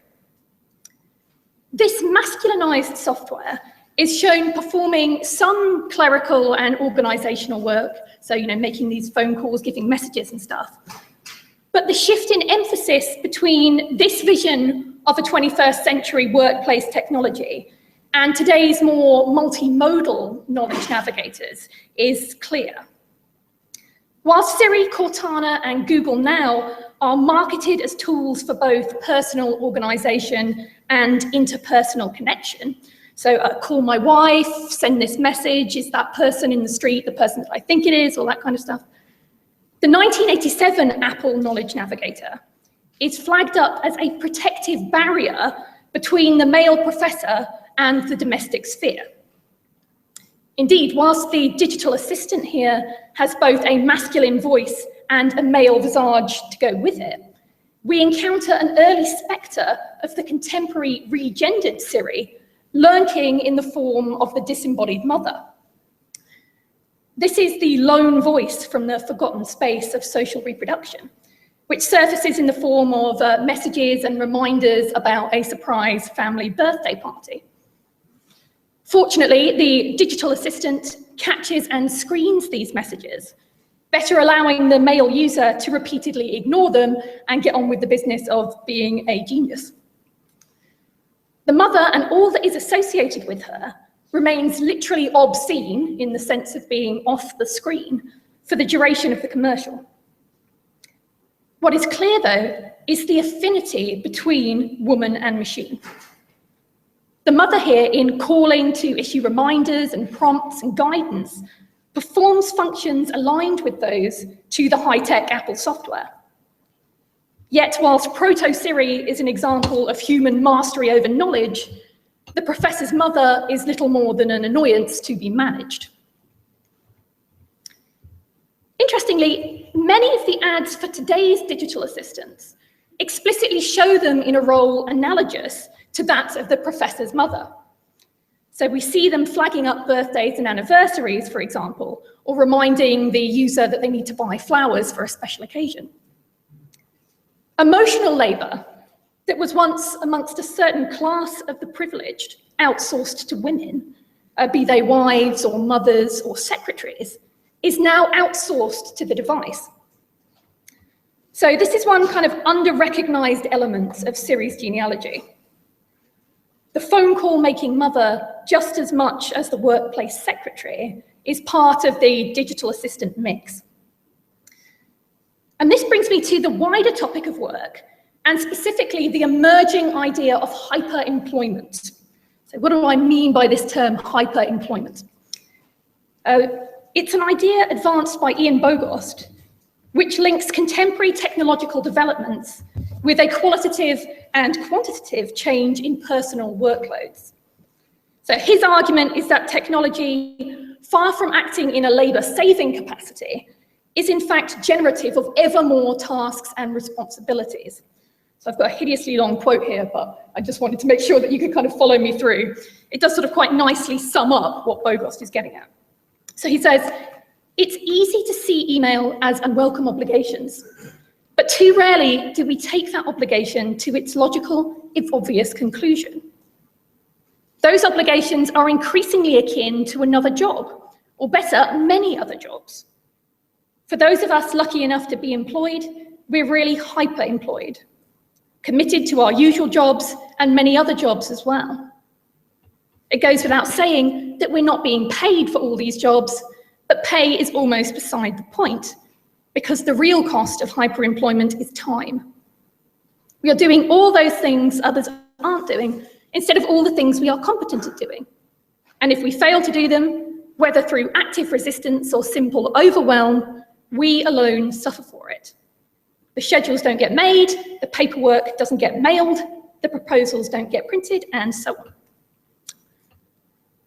So Bogost is talking here about the unremunerated labour we are now obliged to take on ourselves, which other people once performed for pay. And to be clear, he's not just talking about workplace email here, but many other kinds of technologically mediated tasks as well.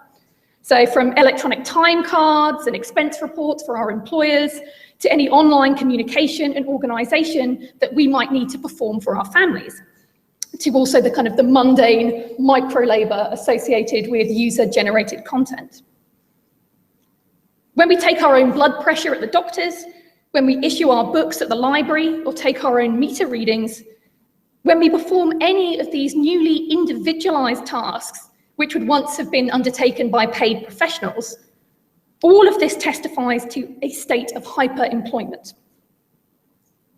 So as such, we can be hyper-employed even if we are out of work. And indeed, the amount of form filling, appointment organising, and self-assessment required from job seekers suggests that it's hard to be unemployed without also being hyper-employed at the same time. Despite the range of this discussion, however, it is the spectre of contemporary wage labour which looms largest over Bogost's analysis. And this is reflected by his insistence that, and this is a quote, "We work increasingly hard for increasingly little, only to come home to catch up on the work we can't manage to work on at work," end quote. So wage labour is infiltrating the home. Work is weighing heavily on the precarious work-life balance, and information and communication technologies are increasingly enabling us to bring work with us wherever we go, or perhaps better put, preventing us from ever escaping work wherever we go. And these comments are, on the one hand, quite likely to resonate with some of us as contemporary wage labourers, but on the other, they also indicate some of the limitations of this otherwise quite productive idea of hyper-employment. A limitation that connects to these ideas about the feminisation of labour. If it kind of appears that Bogost is assuming the existence of distinct spheres here. So the sphere of production is kind of sullying or encroaching upon the sphere of reproduction. Work is breaking into the home. For various reasons, however, the existence of these separate spheres does not hold. So because for whom has the home typically been a place of work? And that's women. So particularly working class women, minority ethnic women, and other socially and economically disadvantaged women. The home has long been the site of labour, even for those women in full-time employment. So it's not so much a protected area as it is an additional workplace and the backdrop for an unwaged second or third or nth shift. It's worth noting, I think, that a lot of the work Bogost refers to when outlining the idea of hyperemployment is labour that we might typically think of as performed by wives and mothers, a certain subset of whom may well, as a result of shifts in gendered labour patterns, now be engaged in waged labour outside of the home, when in previous eras they may not have been. Of course, for those who can afford it, some second shift work can be outsourced and offloaded onto paid employees. So many elements of housework and care work have not been technologised, but they've been merely redistributed onto the shoulders of different people, people marked by national, racial and gendered otherness. However, some elements of second shift work evidently have been technologised. So with our supervision and with our input, this work has been partially delegated to our devices. In Robin James's words, what the idea of hyperemployment points to isn't a new phenomenon as such, so much as a reconfiguration of an ongoing practice. Our smartphones wake us up, not our moms, just as emails accomplish a lot of the relational work, scheduling, reminding, checking in, etc., conventionally performed by women.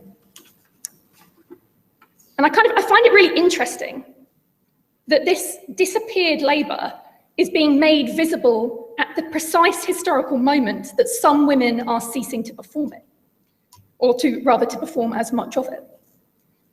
It is no longer being framed as social reproduction, but as hyper-employment, a term that emphasises its onerous and often unwelcome character, as well as the sense of relentlessness and overwhelm that can adhere to the basic maintenance of our everyday lives. Of course, the fact that some women may now be doing less of some elements of this work is exactly the point. These various obligations and micro-tasks have been transformed into work because technologies are now performing them rather than women. When the knowledge navigator issues a reminder, for example, it's akin to useful work. When my mother issues a reminder, it's bothersome nagging. So this work was culturally invisible until machines took it over. So I'm just going to wrap this up. So when I suggest that technologised processes are more likely to be recognised as work than feminised reproductive labour, I'm somewhat downplaying the fact that human beings are the ones programming and managing electronic devices. So we have to set that alarm clock, right? So we've got to input that reminder and so on. So it may be that we are culturally more alert to the value of these activities now that different kinds of people are more likely to be involved with them. The gender political implications of this are obvious, I think. It's somewhat troubling that, as Katie Waldman notes, Bogost frames hyperemployment as a troubling encroachment on people's lives rather than a levelling of the playing field. The other point to make about this, though, relates to the cultural framing of so-called women's work and the various obstacles that are thrown up by the social imaginary in terms of recognising reproductive labour as effortful, purposive and valuable. Work performed by gendered subjects in the home, particularly within cultural fantasies of a heteronormative family dynamic, has been naturalised. So that is, it's been historically framed as an extension of naturally occurring feminine and often quite specifically maternal predilections, affects, modes of intimacy, personal preference, and so on. And indeed, this is something that the critic Kathy Weeks picks up on in relation to emotional labour. To the extent that the expression of emotion has not only been feminised, but in the process also naturalised as a spontaneous eruption rather than a cultivated display, the skills involved in managing it successfully remain difficult to grasp. That is to say, these skills remain invisible as work, both within the home and within the waged workplace. And although emotion work lends itself particularly easily to the cultural erasure of effort, we can see the same processes in operation when it comes to things like housework as well. The idea of a feminine tendency to be house-proud or to have exacting standards, for example, takes what Angela Davis calls the obstinate primitiveness of household labour and repackages it as a simple matter of a woman's touch and some cute woodland animals, and you sing a little song and everything's fine. The functions and activities performed by electronic devices are, of course, less available for naturalisation, and as such, their usefulness and necessity are less likely to be obscured via the same mechanisms. So hence, in the examples that we've looked at, machines become more visible as workers than women. I think I will leave it there before I go on to another. Thank you.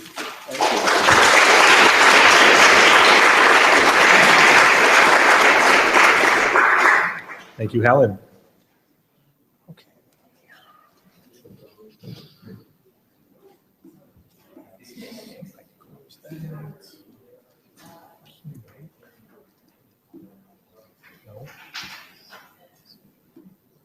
That's the one. First slide. Nice.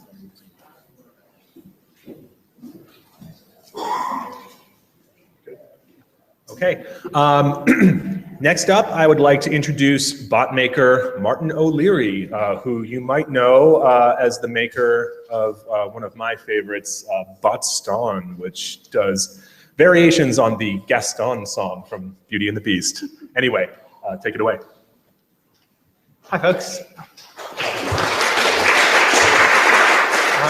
So yes, thanks for that intro, Darius. This is me on the internet. I'm not going to talk about Botston or anything even remotely close to Disney songs today. I want to start by talking about this quote from Darius. I think this is from a Boston Globe interview with Darius. I take great care to make my bots seem as inhuman and alien as possible. And this really ties into what Mike was saying earlier. This is a lie. Darius is lying to you. Darius does not try to make his bots as inhuman and alien as possible. If he was doing that, they wouldn't be bots. They'd be something else. A bot is a fundamentally humanish thing. If you want to make art which is inhuman, you make abstract sculpture or you make avant-garde sound art. You don't try and make a machine which posts to Twitter. That's the thing that people do. So I kind of want to unpack this. I think I do understand, though, what Darius is getting at here. Darius's bots don't have human names. They don't have human faces. They don't have the trappings of a person. They're more like machines. They're treated as machines, and you're never supposed to forget that they're machines. So I want to look at what happens if you don't do this. This happens.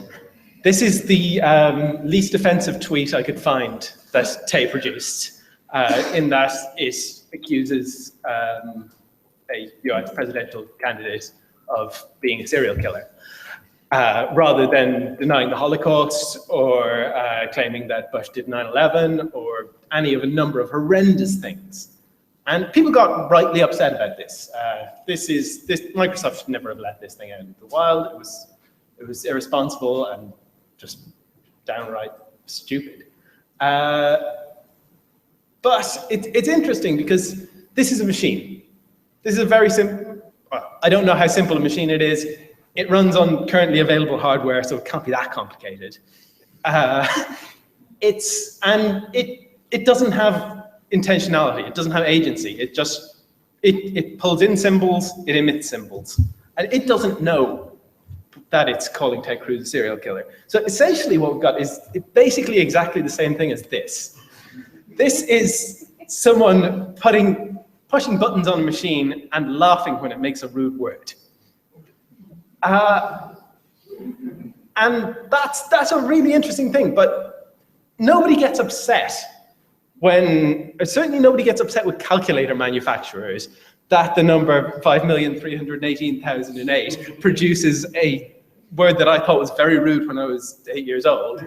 But people do get mad with Microsoft when their machine produces essentially equivalent results. I'm not saying there's a moral equivalence here, but the same process is happening. So I want to sort of unpick why that is. And I want to start with sort of looking at what was going on in terms of impersonation here. So Tay was not human. Tay, that's obvious. Tay was also not pretending to be human. It was made absolutely clear that Tay was a machine. I should actually just say at this point, Tay wasn't pretending anything. Tay had agency. Had no agency. Tay does not have a concept of pretense. So let's put this more rightly. Microsoft did not pretend Tay was human. What Microsoft did was that they pretended that Tay was an AI pretending to be human. right? And people have different definitions of AI, but what I'm talking about is the sort of gestalt concept of AI that exists in popular culture, which is a sort of weird melange of Cold War fears and corporate spin. It's like, there is a concept out there of AI, which is completely incoherent and doesn't describe anything that actually exists, but Microsoft was pretending they had made one. And that's really interesting to me, that what was happening was that Microsoft were pretending that they'd done this, but actually they'd made a machine that had no understanding of what it was saying. And then, obviously, the internet got involved. I'm going to use 4chan, by the way, as synecdoche for the pile of trolls that did this. Did 4chan believe that Tay was human? No, they didn't. That was not their concept of what was going on. Did 4chan believe that Tay was an AI pretending to be human? Probably not. They're trolls, but they're not. They know what's going on with computers. Did 4chan believe that Tay was a program that Microsoft was pretending was an AI pretending to be human? Maybe.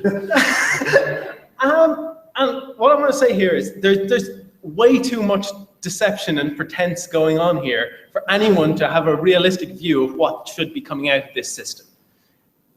We have too much intuition about what a Twitter account should say, that for us to be able to rationally think through this and say, no, that's actually okay, that's just the boobies thing. So all of this put me in mind of going back to my my undergrad days. I used to hang around a lot with theatre people, and there was a phrase which came back to me, which is this, from a guy by the name of Bertolt Brecht. The audience should never forget they are in a theatre. And that was really important to me when it comes to tape. The audience should never forget that they're interacting with a machine. It is a simple thing. It does not understand what you're doing. And this goes back to a lot of what people have been saying before. So I want to look at, this is a problem which has come up in theatre. So I want to talk a bit about how theatre has dealt with this problem and maybe how we can steal some of those techniques. It was almost 100 years ago. They're out of copyright. So this is Bertolt Brecht. Great glasses, terrible haircuts. And he was a playwright, a director, and a dramatic theorist. So he did both theory and practice in theatre, largely in the 1920s and 1930s, first in Germany, and then some things happened in Germany, and he couldn't be in Germany anymore.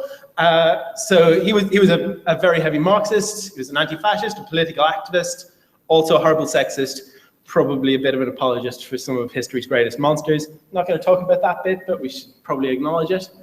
And when he was starting to work, there was a sort of dominant concept, at least in German theatre, going back to Richard Wagner, who wasn't a fascist, but only because he was born 50 years too early.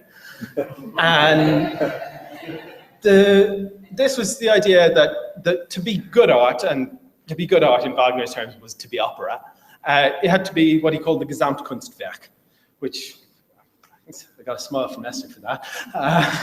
So the idea was that you should take the most emotionally stirring music you could get and the best acting you could get and really great scenes, and you bundle all this up into a sort of emotional canon, and you aim that at your audience and hit them in the face with it, and they leave the theatre feeling what you wanted them to feel.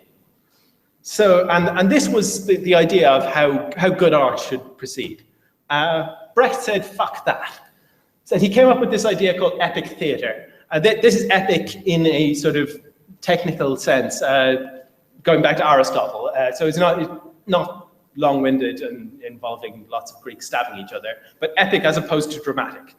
And the core of this was that, this is from Wikipedia, but it's pretty good. It's a form of theatre which provokes rational self-reflection and a critical view of the action.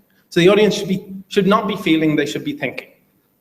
They can feel if they want, but they should always be critical about what's going on stage. And there are two components to this, which were theatricalism and Verfremdungseffekt. A nod. I want to talk about these. So theatricalism is the first idea. This is that idea we just said, the audience should never forget they're in a theater.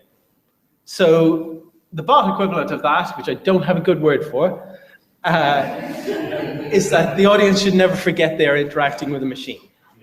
I want to talk about the processes by which this is done in the theater and how I think in some cases they have been maybe used in bots, but maybe not as a coherent body of thought.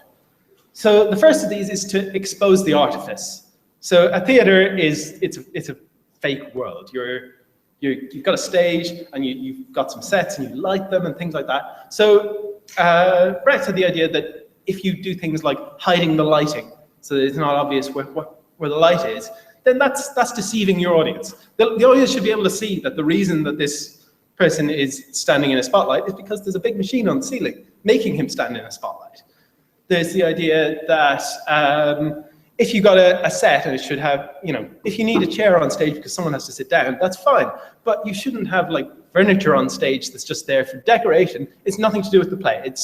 It would be deceiving the audience into thinking they're in someone's living room. So I think the equivalent in terms of bot making is to start with open sourcing.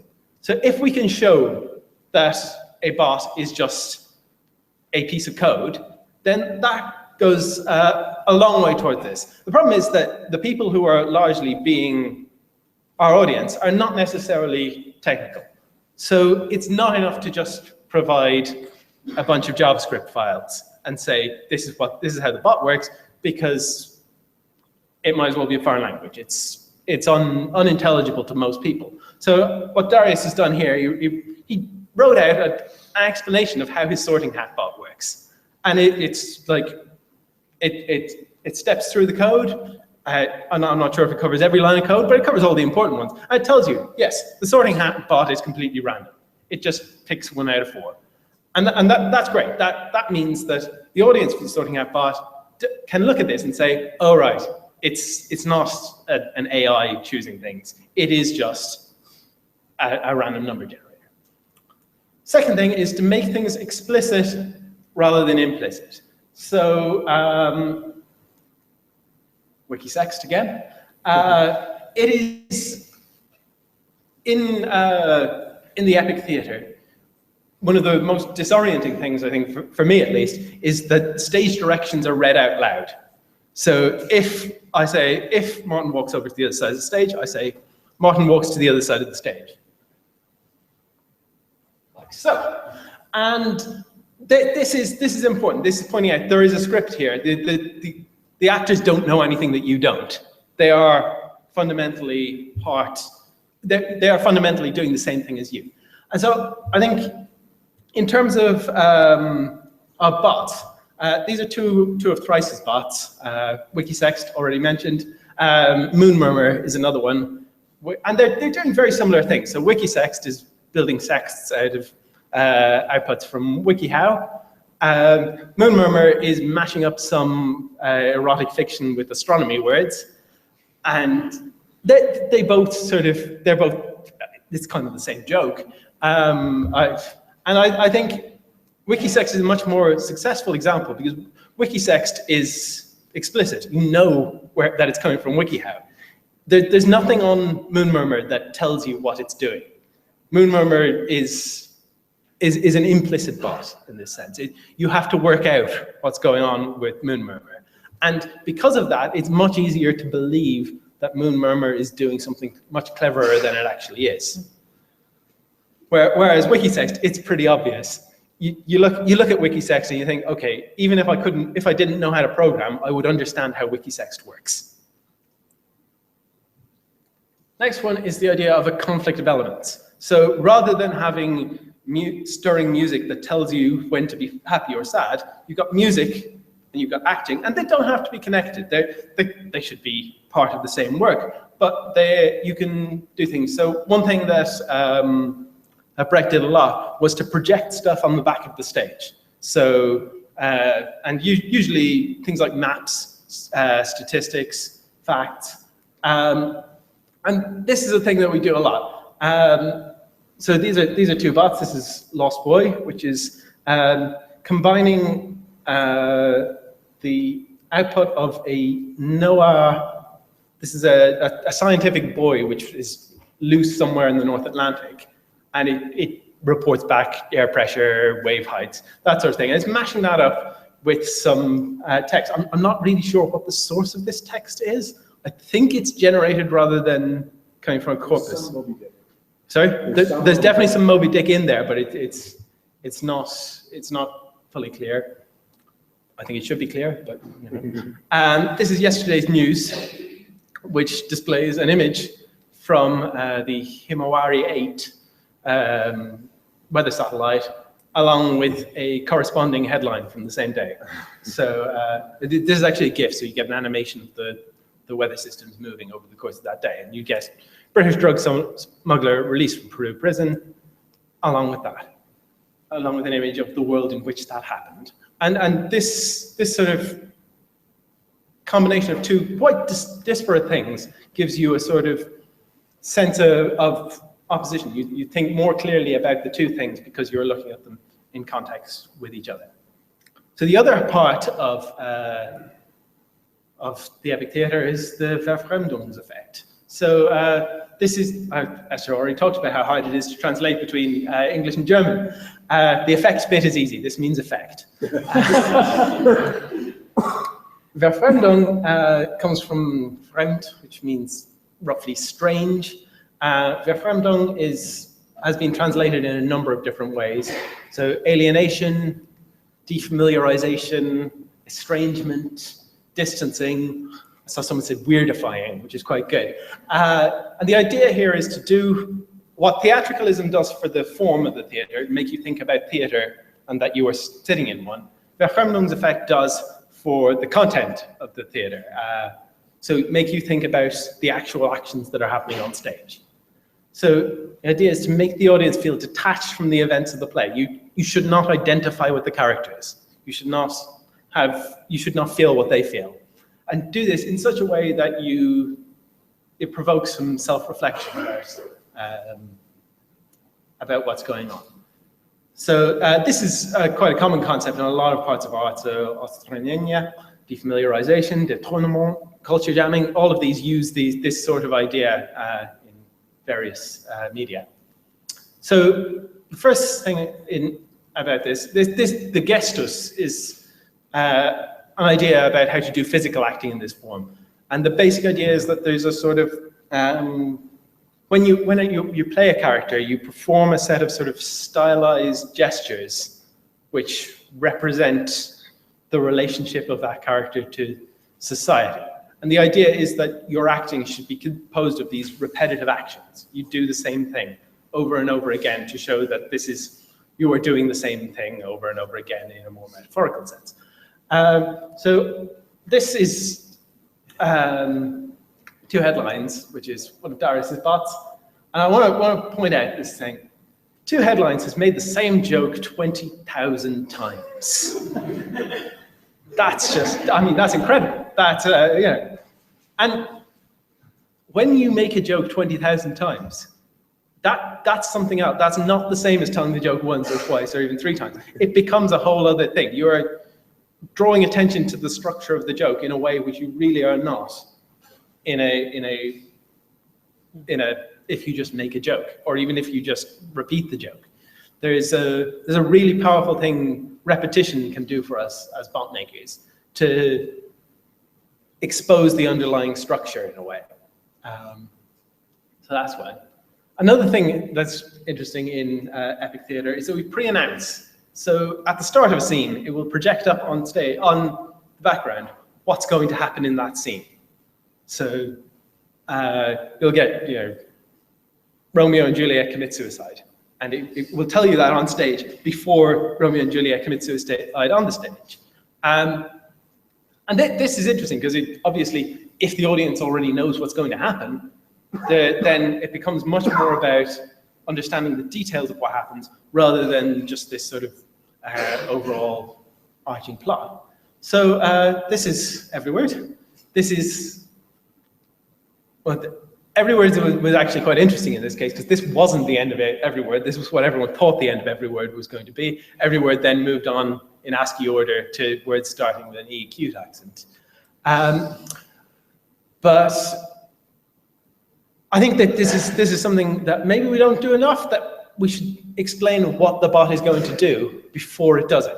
Let people know that, yes, this is going to be, I mean, in a sense, every word does. It is going to go through every word in the English language. And your interaction with every word is very different because you know that that's what's going to happen. And you know it's going to get to Zymergy eventually. Another is to use the unbelievable. So characters in the epic theatre will often act out of character. They'll do things that are not what you might expect them to do, or what their character says they should do. And the idea is that by contrasting your expectations with with what actually happens, you're making the audience think about both. So this is not a bot. This is a sort of bot-like parody account, which essentially says things that people say about women, but says them about men instead. So can a dad's baking ever be as good as his father-in-law's? That's a ludicrous question. But people will legitimately ask that about men. And it's the contrast between those two, which is a very powerful effect. Finally, I want to talk about historicization. So historicization is the idea that rather than focusing on what is universal in a story, you should focus on the details. So rather than treating Romeo and Juliet as that tragic tale of, young lovers are doomed, you focus on the specific details that led these two 14-year-olds to kill themselves. And say, well, at what point could this have been averted? So rather than thinking in terms of a unchangeable story deriving from a sort of universal principle, you think of every event is particular, it has a specific nature to it, there is a reason for it, everything could happen, it could all have been averted. So this is Census Americans, which focuses on the details in individuals taken from US Census data. And I want to point out this one. This one really gets me. I am Guatemalan. I don't speak English. I carpool with another person. I work in animal slaughtering and processing. I am not a citizen. Those are not the words of the person who is the I. Those are words of a census form. And we don't even know if that person filled out the census form themselves. Nobody can say, I don't speak English. But by looking at this, we can say, well, I'm looking for work. I only worked around 3 months last year. I don't have health insurance. I went to college for less than a year. And you can start to think about, those are specific details. What are the causal links between those? Does this person not have health insurance because they're looking for work? Probably. Is this person looking for work because they only went to college for less than a year? Maybe. And there are relationships between particular facts which are important in each specific case, which are not true in the universal.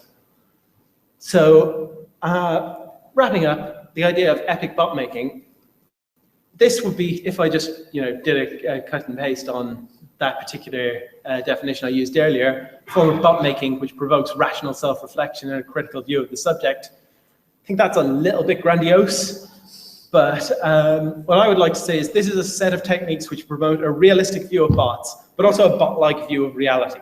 If we can think about things in a sort of rational, inhuman way, or provoke that idea, then maybe we're doing our jobs as bot makers.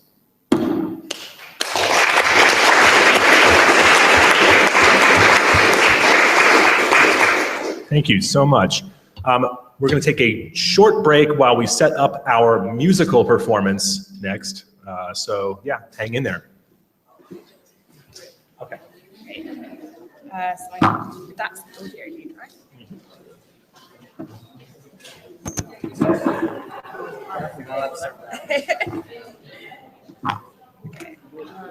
That's maybe go there. Want me to reload this? Just keep it up there like it is right now? Yeah, maybe. I did say to people in the IRC chat that I would screenshot it, so if they could screenshot it, that would be great. I mean, I'm going to just screenshot it as is. Yeah? Yeah, sure. Maybe. Yeah, I'll play from that one. I just screenshotted it. Thanks. Let me check that that's.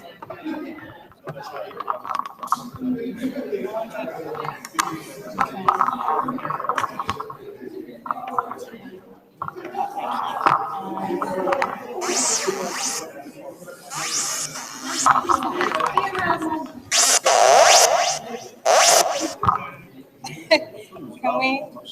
I don't know. It's not really picking up.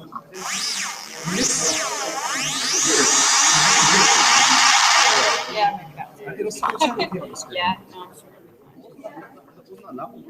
I'm sure. I don't think it can go any higher. It's on the maximum, unless maybe that's.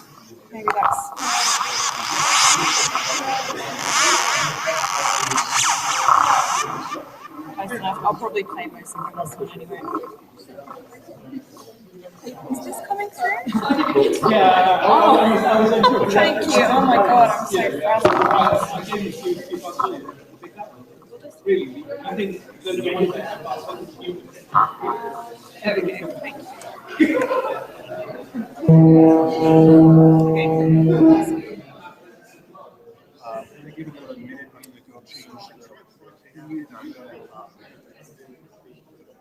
Would you like to be able to see Yeah. I mean, yeah, I suppose you can't really see what I'm doing, but yeah. Can you zoom in on this one?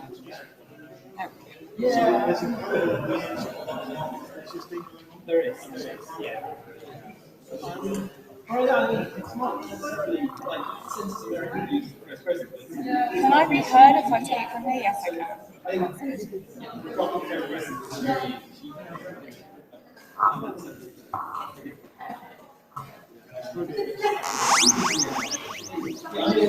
It's definitely a tool to do that, just because it makes you constantly think about it. Yeah.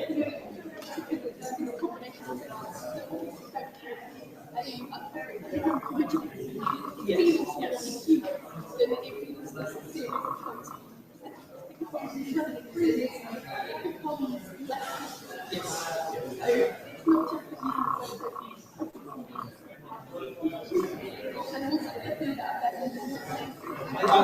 there's a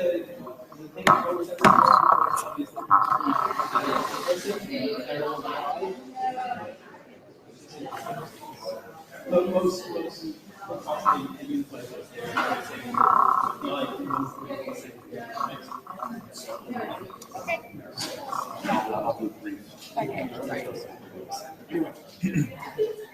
All right, we are going to get started with the next little bit here, which is, this is a little bit special. It's a performance, a musical performance, and I'm not going to say too much about it, but this is Emma Winston. Everyone give her a hand.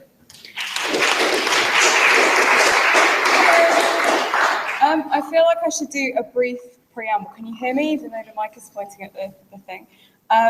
So this is Graphic Scorebot, which is on Twitter as Graphic Scorebot. It normally generates individual bars of graphic score, which it tweaks, but for live use, that's a really worrying noise. Where is that coming from? Oh well.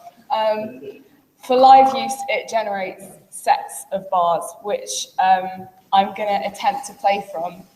Does anybody know anything about graphic scores? I feel like I should maybe give a little bit of history. Like, they come, I think, out of the modernist period of composing, which was basically characterized by everybody rejecting the things that had come before and doing things that were radical and new. And that included coming up with new scoring systems, which composers like Xenakis and Stockhausen were coming up with scoring systems which were less prescriptive and more descriptive. So more is left up to the performer, which, given the difficulty in like algorithmically generating music, I kind of thought might make a good thing to investigate using a bot. So instead of the human giving the bot a seed from which it generates stuff, the bot is giving me a seed from which I'm generating stuff. So I'm going to attempt to play from it now. And I've got, how long have I got, did you say, Darius? 5 minutes, okay, right.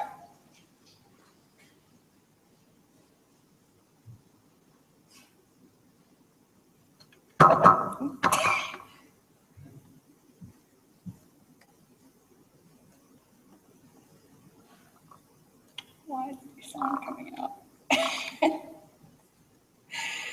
Any idea why I have no sound? Oh, okay, sorry, I think it's just Chrome. No, it's not. I don't know what's going on. Okay. Oh my god. I've just reloaded the page. Why is it only working when I refresh the page? Sorry, I'll play for less time. Why is it doing that?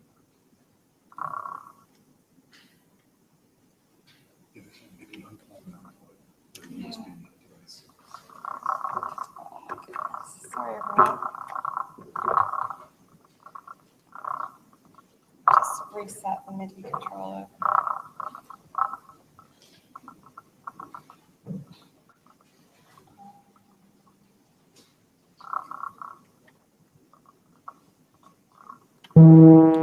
Right.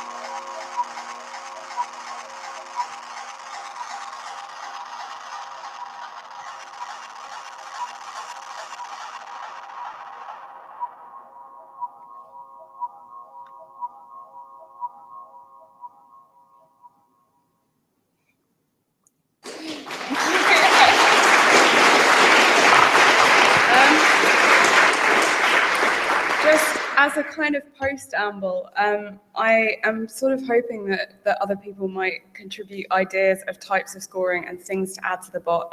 It's on GitHub. It's also on Cheatbots Done Quick under Graphic Score Bot. If you have any ideas, please send them. Please contribute to them. If you would like to perform with it, please do. The idea is that 2 different people performing from it should come up with something completely different. Please take it and do creative stuff with it. So thank you.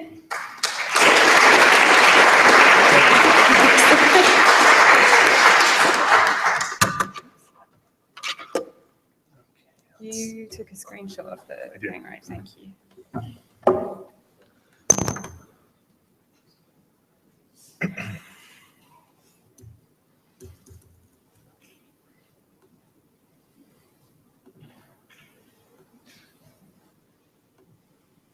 Oops.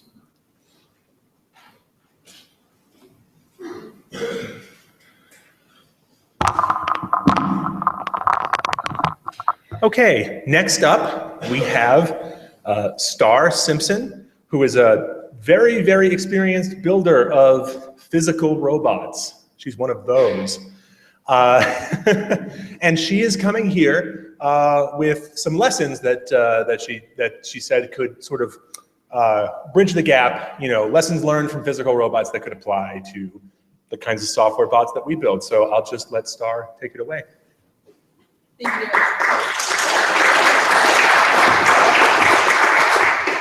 So it's true, when Darius asked me to speak, I had to think about a little bit what I would say to people who make software agents, which I think is really, really cool. And to me, in thinking about it, I think, what is a bot? To me, a bot is fundamentally a piece of software that involves personality. And I've had a long-running interest in building physical robots that have personality of varying degrees. So I propose to give a talk about that. And we'll go from here.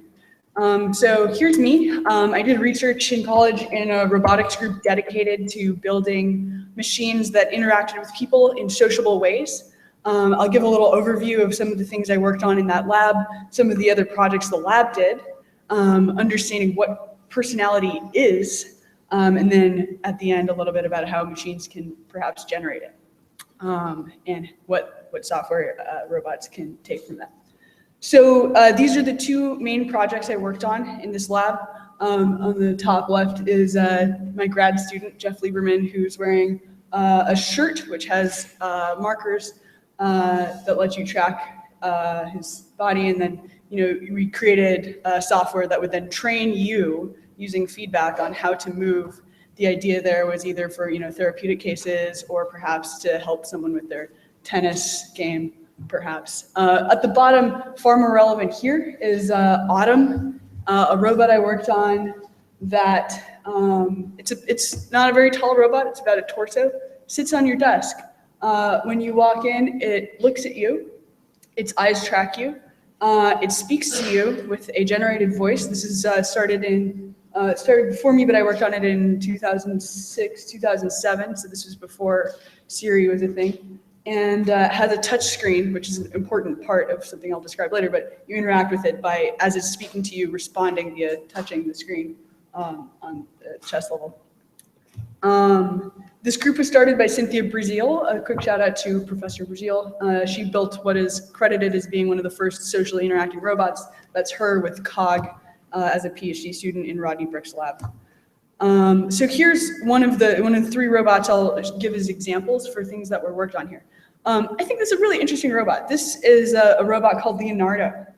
Leonardo was built in collaboration between this robotics group and a prop shop. So they, professionally build creatures. You can probably tell this was not the sole work of a bunch of MIT students. And Leonardo exists in a room that can tell sort of, where people are. It's instrumented with cameras, and that let people do research using Leonardo to build a system where the robot can appear to recognize objects. So one of the experiments they did was you would have like a shell game. You'd have an object and you would hide it. And, the grad student would ask Leonardo the robot to identify where the object was. And it could understand the human language and then point to where the object was. And they developed this to a point where the grad student could then leave the room and put on a hood and come back as a villain, right? So someone Leonardo the robot didn't recognize because his face was covered, and then change where the object was. And then Matt would leave and come back again as himself and ask Leonardo, where's the object? Is it under, where I left it? And Leonardo, this robot, was capable of expressing non-verbally, using only facial expressions, that it knew something that you didn't know, which is pretty advanced. This is considered 4-year-old cognitive development, that I know something that you don't know, and that we have differing impressions of what things are like. So this is really cool. This was a different direction. This is Ryan Wistort's work. Ryan built these robots that I really liked. So this is a little bit like, if anyone's familiar with Keep On, a cute little robot. I'm including this because Leonardo is on the one end of a spectrum of the extent to which you can build something with extreme complexity and very detailed features.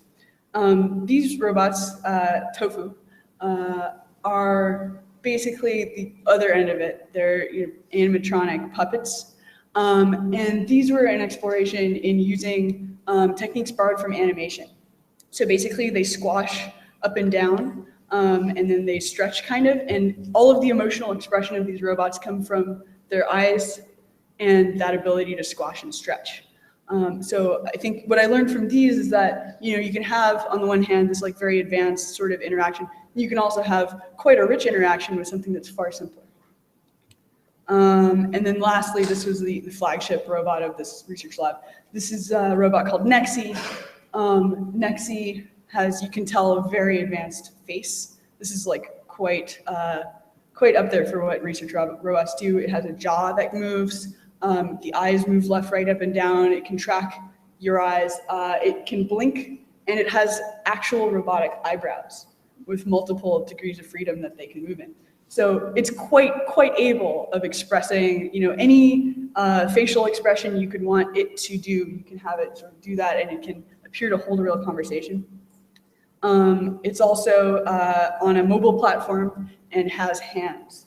So it was called the mobile dexterous social robot. So it can do all of these things. And that was really neat because this opened up, this avenue to do greater testing.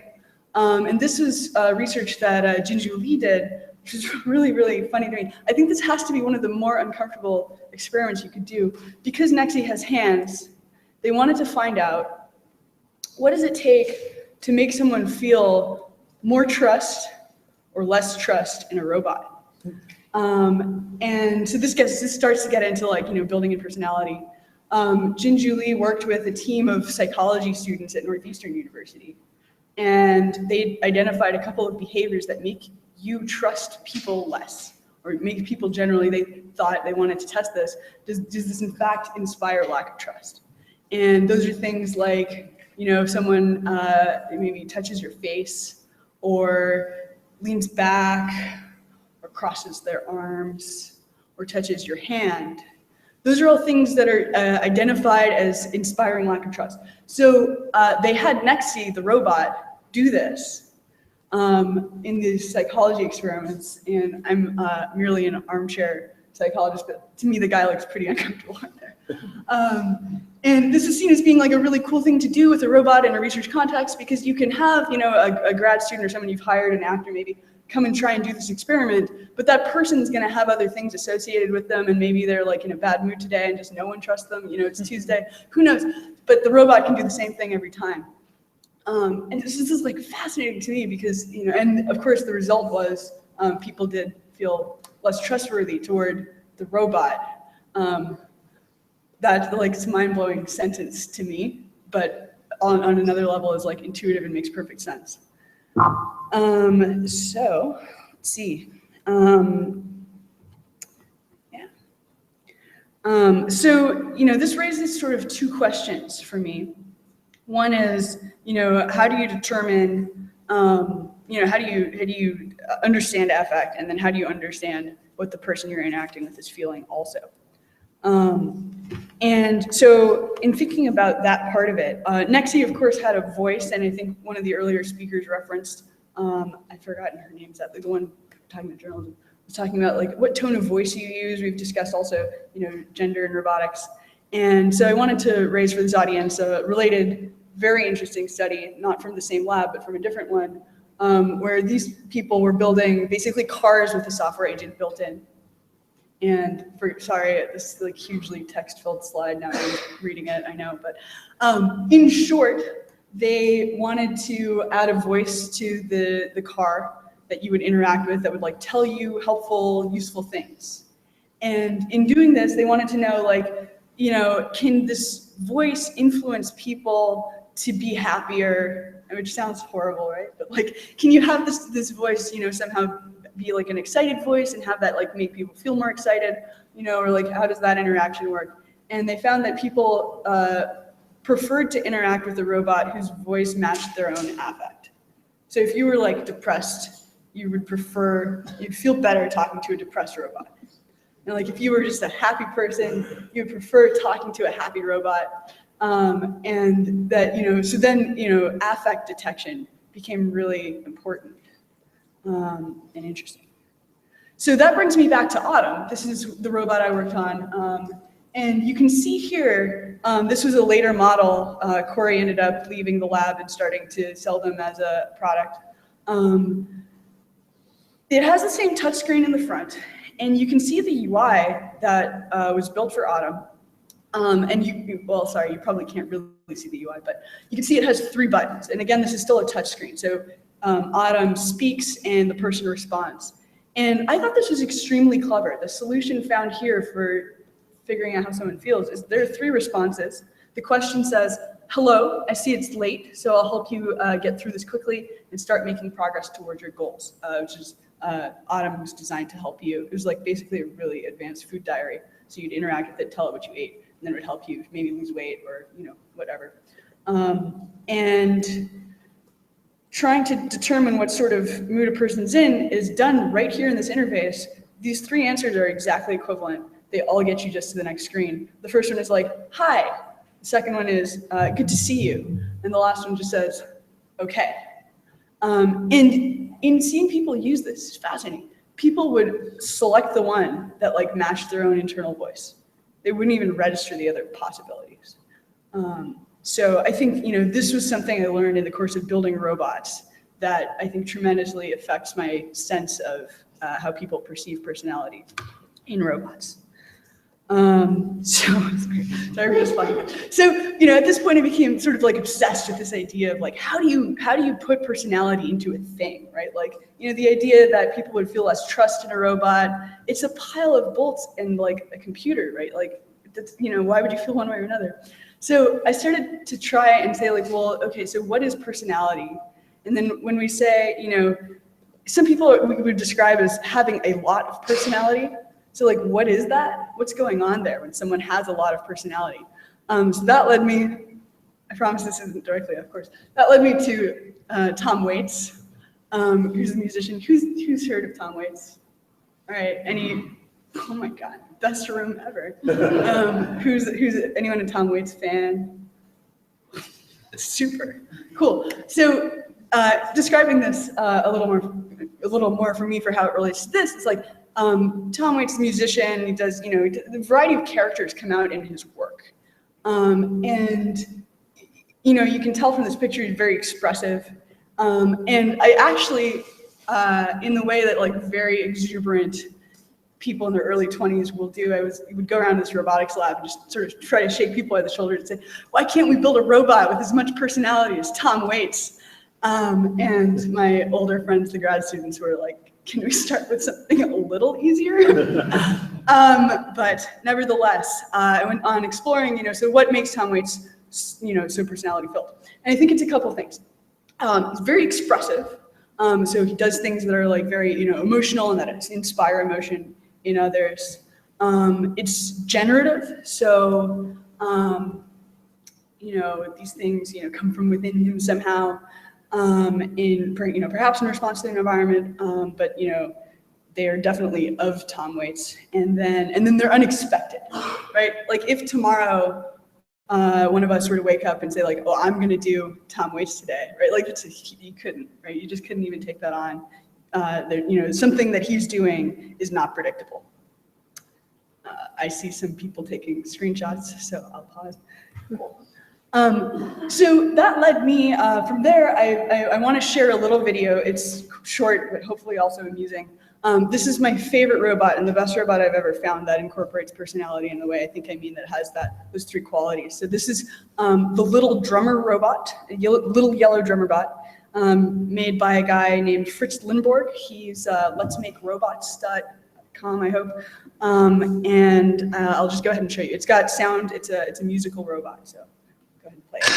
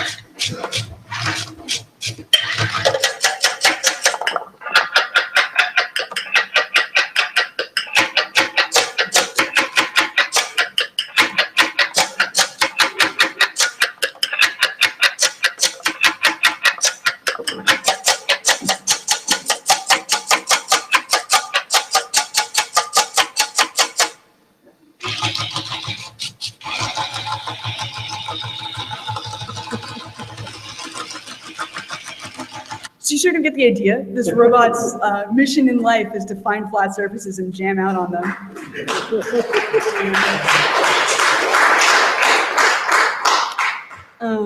So there are a few more examples here. I think there's like, so you can see in this this robot's behavior, it's doing a lot of those things. It's very expressive, right? Like it's very difficult to see that robot, and I heard some people laughing, so thank you. But it gives you a sense of joy. I think it gives me one anyway. It's generative, so it's doing something new every time. It's actually playing and then listening, which is, it records itself and then again, plays music against its own recording of the surface it's playing music on. And then, it's unexpected, right? It's responding to its environment. It's based on, some rules, but you don't really know what's going to happen every time. And so I think, for me, those are the answers and those are the things I would think about that I would leave you with here at Bot Summit in building your cool software robots that I want to interact with and find out how they work. Thank you very much. That's my Twitter.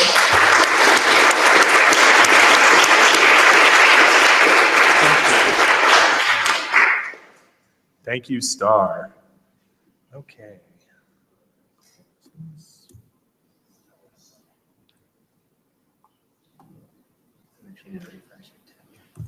Reloaded. Okay.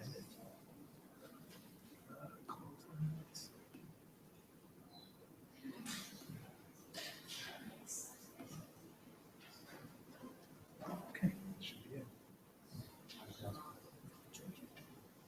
Next up, I would like to introduce Ariana Georgi, who is here in part due to the Night Mozilla Open News group. So give her a hand.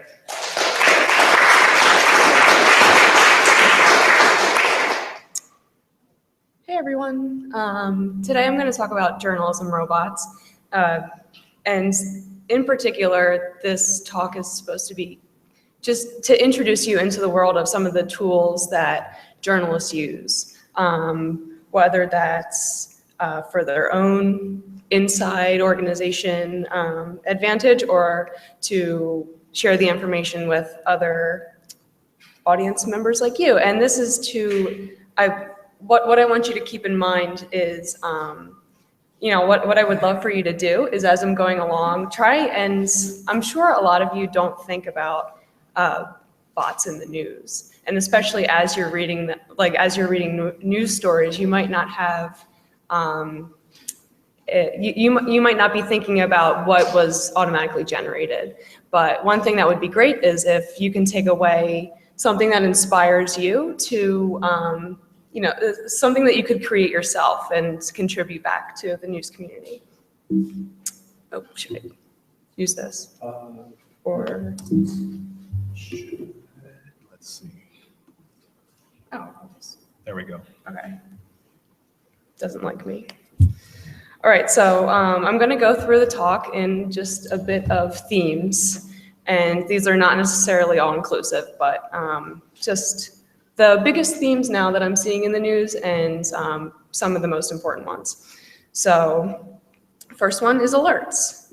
And alerts, as you can imagine, are pretty important because we want to get information fast. And this comes into effect with breaking news, which is some of the most important news, especially for audience members so that they can get the information fast, and not only thinking about it in a sense of a news organization standpoint of how can I get this information first, like how can I be the first one to get it to you, but it's also important for the audience member. So just starting simply, right? Journalists can use Google Alerts, and it's really straightforward. Like, obviously, if I want to set an alert for my name, that's not entirely useful to the news community, but if I'm a reporter with a specific beat, like let's say crime, especially in the New York area, and there's this one particular person who I want to follow, I can put his name in, and especially for someone who doesn't have a large understanding of the number of bots that are out there, this can be just a really simple introduction to how you can use bots for journalists. Something a bit more complex is a site called Scoop, and this allows journalists to receive email alerts for things like SEC filings, patents, Fed cases for a specific topic company. I just did one for Google, and you can see along the side, these are just zoomed in versions that, I can set specific alerts for SEC filings, patents, if for some reason I'm interested in a certain kind of patent, especially if a company is under fire in the media. This would be an easy way for me to get alerts and then spin it around quickly, do some research on the back end of that, and then pass it right along to my users. And then a little bit beyond email, just email alerts. This is one of my favorite examples of how to create a bot and use it efficiently in the journalism community. So Ken Schwanke, who was at the LA Times at the time, used USGS earthquake notification service data to automatically produce these news stories. And they're just short snippets. As you can see, there's nothing that's really in depth in this story, but also the map is automatically generated. This specific story is from what would be a few days ago or yesterday. I don't know what today is. But you can see that it was published at 7:27, and in the first paragraph it says that it occurred at 7:11. And I mean, the odds of, previous to this, a journalist would have had to be up, would have had to feel the earthquake, looked it up, and written something up quickly, hit publish. But this way, so many people who possibly feel that earthquake can easily check now. As opposed to going through a site like the USGS site, which when you look at it yourself, it's a bit convoluted to someone who doesn't know, who might not be familiar with the site. So this was a way to alert the public as soon as possible. And I think it's important to mention that this is not taking anyone's job, because this is something, you know, that people immediately think of, well, are bots going to take our jobs as journalists? And, and I think it's really important to point out here that the person who was doing this previously was just freed up to do a bunch of other stuff. So maybe they follow up on who's affected by this earthquake, especially if it's a big one. I mean, this is just this could have been, I don't really know what a 2.6 earthquake feels like, but it could have felt like hardly anything to anyone. So as opposed to constantly being alerted about it and having to write about it and then investigate it, this person can now just kind of balance their time wisely between, well, should I follow up on a story for this earthquake or should I just focus on something else? It's really meant to take the some of the consciousness out of what you do every day and make it easier for you. And so this kind of leads into my next topic of story generation. This is obviously just for a limited scope. There's hardly a lot of stories that we can write automatically just because of some of the depth of the narration that we need. So it is not this. It's not going to be a robot that's writing a story all the time. And that's just to hammer home that when you need the consciousness factor and, you know, wait a minute, let me step back, let me analyze the situation, then these aren't the things that we can automate. But rather, we can automate stuff like this. One good example is a startup company called Narrative Science. And this is an instance of when they teamed with ProPublica for their Opportunity Gap News app. And this news app looked at a bunch of schools across the states, and what Narrative Science did was produce descriptions automatically on individual schools. So I thought that was a creative headline, how to edit 52,000 stories at once. And here's just an example of a school in New York. You can see that the text on the side is the text that was generated by Narrative Science. The Stuyvesant High School is below both the state and district averages. And someone could probably figure this out just by looking at the information, but it adds by the data along the side, but it adds another layer of personalization, right? And it's giving context to the things that people might not pick up on, especially if they're not as familiar with data visualization. So another example of Narrative Science is is how Forbes used it to transform corporate quarterly earnings reports into articles. I'm not sure if they are still doing this because I couldn't find one more recently. And you can tell as I was reading this that it's not perfect. In the first sentence, it says about Xerox as it prepares to report its second quarter earnings, which is not proper English. So, but it's not, I don't think it's meant to be, you know, a poetic article, right? It's supposed to get the point across. And AP currently uses automated insights as a way to report thousands of earnings each quarter. And this is an example of one. And you can tell what I liked about this one was in the third paragraph, it says, the results missed Wall Street expectations. And that's, you can tell that it's still stating facts without getting analytical of them, you know, without saying like, many Wall Street people were depressed or you know, reading too much into the emotions. And now I'm going to segue into chatbots. Specifically, I want to talk about how chatbots are used in the newsroom. And this is something that we're seeing it as a growing trend among a variety of different newsrooms, big and small. But first, probably something that you're more familiar with is a chatbot that you interact with on Twitter. And we saw a lot today, but I would put it in like a journalism context for you as well and show you an example of one that I was interacting with earlier, which was the BBC weather bot. And with this bot, you can give it a place, but you also need time or a day, as it so politely told me when it was dissatisfied with my answer.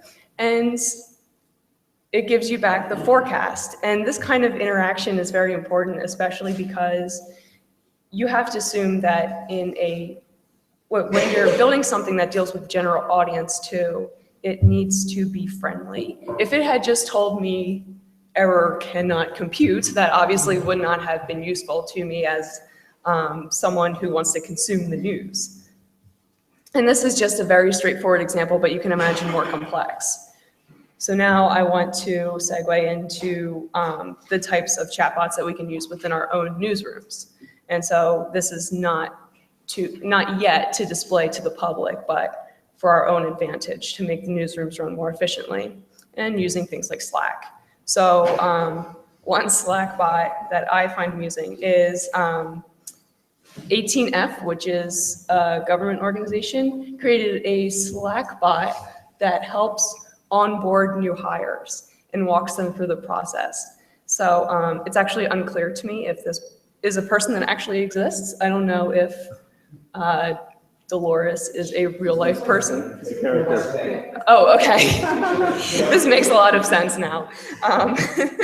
So that just, I'm sure it makes someone else's job a whole lot easier because that's one less thing that they have to do, and it makes the newsroom run efficiently. And this is not just something that has to stay, within news. This kind of Slack bot can be, as you already know, applied to a bunch of different contexts. BotKit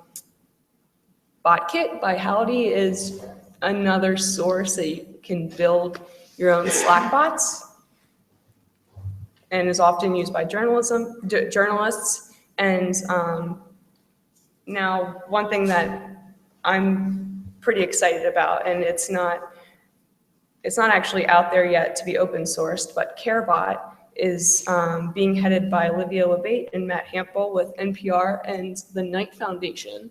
I would really encourage you that if you're interested about it, to read it more on Olivia's website, which I put on here. And so CareBot essentially is a Slack bot, but it was really interesting the way that they brainstormed it, because they were thinking about, what is something that we don't really do well, or we don't really have a handle on. And one thing that is constantly being talked about in newsrooms is what is the most important part, like engaging part of a story. And so they created and are in the process of further defining it, this CareBot, which would let you know the average number of seconds that users are spending on different aspects in your story. So I don't know, those slugs might be interactives, they might be JPGs, they might just be certain parts of the story, but they're telling you how long users spend looking at it and interacting with it. And at first, especially, you're going to look at it and say 38 seconds, what does that mean? Is that too short? Is that too long? What am I supposed to do with that information? But eventually it will help you in the long run if you start to make similar stories and start to see a pattern. You can say, oh, last week I had the same story, it was at a different time, and it got less interaction. Well, then that will help you further prepare for the kind of stories that are similar in the future. And that was just a sampling. That's all I have. If you have any questions, feel free to come approach me later. And thank you to Open News as well.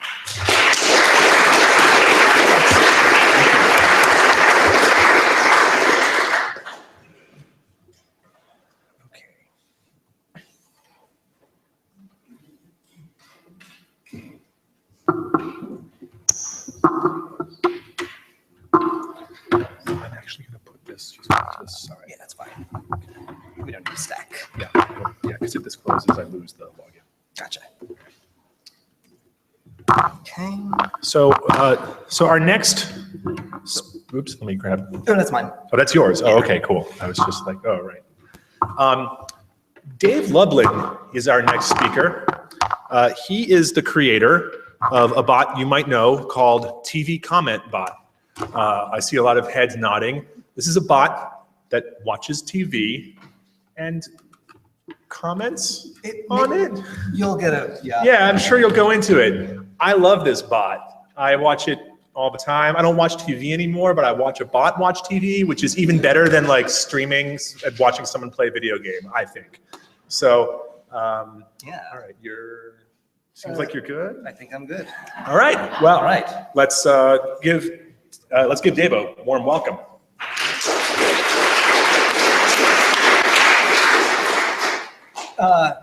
So my topic is bots and the future of television. And I'd like to start off by first thanking our hosts and our sponsors, Darius and the museum itself, and of course, viewers like you. So I've made this thing called TV Comment Bot, which, as Darius kind of said, it's a bot that watches live TV, and it creates new subtitles based off of what it thinks it sees in the image.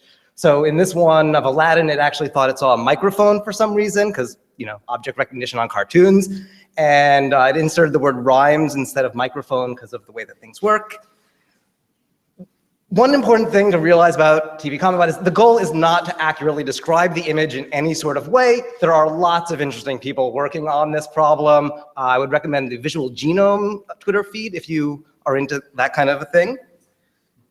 So TV Comment Bot started off as an art installation, actually, called TV Helper, where you could come over to it and it was just watching broadcast television. You could flip through the channels. But in addition to that, you could use this dial on the side, like I have here, and I still use a similar one. You could adjust these dials to control how often it would tweet, or not tweet, how often it would present content in those styles. So the original had 8 styles. Now I'm up to 16 unique different styles that it could work in. And this was created with David Newberry and my friend Blair Neal for that. And now, if you're ever in Brooklyn, come by. It's still in my apartment. You can just sit there and watch it for hours and hours and hours. I still have people over to watch like the Super Bowl and the Emmys and the Oscars, things like that. And I let people actually, you know, run it, control what the styles are when they're watching it when they're over. So you might get, you know, slightly more human results when during a big event as a result of people actually tweaking those knobs. So how it works, this is kind of how the signal flow works. Broadcast TV comes over the airwaves, it goes into an antenna, into a digital TV box, goes into a black magic capture box, into a computer, and then it's connected to a television. And posting to Twitter was actually kind of a second thought. It's like, well, we should have a way for people to like save the images when they're watching this installation, and we wanted to be able to view them online afterwards, so Twitter was kind of a nice solution for that. Behind the scenes, the way that the software works, it uses a thing called Deep Belief. Now I'll probably, if I were to do it now, I'd probably use TensorFlow or something, but I use Deep Belief because it was available at the time. And it does object recognition to get a list of nouns. And the way, if you never use Deep Belief, you give it an image and it just gives you back a list of like words and the percent likelihood that it's in that image. There's an online JavaScript version of it that you can just upload an image to. So after I get those nouns back from Deep Belief, it goes into like a thesaurus engine that I wrote that gives me synonyms and related words. Again, if I were probably doing this now and knew what I was doing, I might use WordNick or something like that. But this is my first bot and I didn't really know what I was doing. And my impulse is just to roll my own stuff. So after you get those synonyms and related words out, the nouns are injected into these pre-made Mad Lib files. So if you've ever played Mad Libs before, you get these sort of generic sentences in a story, and then there are like missing parts for where the nouns and the adjectives and the verbs go. Really fun little kids game. And David Newberry had made the scripts where I just give it a folder full of text in, Westerns or sports, and it gives me these Mad Lib files where I just have these noun sections left out. And then the final text can optionally be moderated before it goes to Twitter, so it can run automated and just, like a bot, just crank them out every once in a while. But I've eventually come to realize that this bot really needs to be moderated. So here's an example one, just a quick one. It knows the word library. It knows about 1,000 different things, and every once in a while I train it on stuff that's topical. So like Christmas was coming around, I trained it to like detect Santa Claus properly.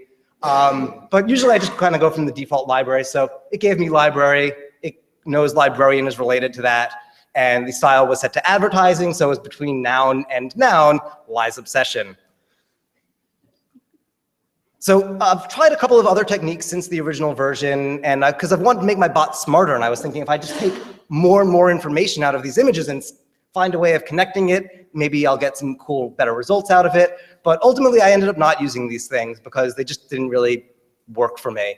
And I'll probably revisit them in other bots in the future. But I was trying to use text recognition to pick out words that might be on screen, and after that wasn't really working so well, I tried using it just for like hashtag detection on images, but I found that to be a little bit wonky, and OCR in particular slowed things down, so the bot really couldn't keep up in real time anymore. I tried doing some speech to text on like dialogue as people were talking, but because of the way that speech works on television, it's very different than the way that you do transcription in your office when you're just talking to your computer yourself. You have pauses naturally where it knows to put in periods, but on television, you get, oh, great, thank you, computer. Well, all right. So, but on television, people are overlapping and talking on top of each other. There might be background music. They're not waiting for pauses, things like that. And so ultimately, I couldn't really use speech to text. And eventually, I did try face detection and emotion analysis, but really, I found that it was kind of pointless because people kind of filled in the gaps themselves. I do, in a very limited way, use face detection now in some of my other spin-off bots, and I'll talk about that later. But right now, so as far as if you've seen a tweet from TV Comment Bot and you're like, oh man, it knew it was a man or a woman, it doesn't. It has no concept of gender. It doesn't see people. People are usually like wigs or monkeys or a different kind of a dog sometimes. And very often it's just like picking out what the person's wearing. It'll say a suit, or if they're in a bathing suit, it'll say, bikini or something. Probably see a lot of bikinis talked about. Oh, is my computer just not doing anything right now? Wow, sorry. My computer just completely stopped and isn't doing anything. So that's awesome. Thanks, computers. I don't know what happened. It's totally just stopped. Nothing's happening. Well, I'm going to restart my computer. I'm sorry. Computer, and we'll take a break. Yeah, sorry. That's okay. It's a really cool thing you're going to see once the computer works. Yeah. Yeah. Oh, wow. Got that. Who here is a fan of TV Comment Bot? Like coming into this? Yeah. It's an excellent bot. Here we go. Oh, okay. All right. Looks like this is going to be faster. Update maybe? Or was it going to update your operating system? No, it's going to go through that really quickly for some reason. Okay. Or something, That's and then cool. go back to nothing. Great job, computers. I'm going to maybe plug in. Maybe it's okay. All right. One closer.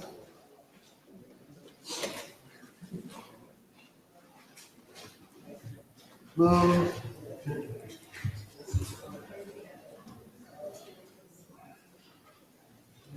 Okay. Let's get some Keynote open again. Let's pause this thing that's going to start playing. Keynote.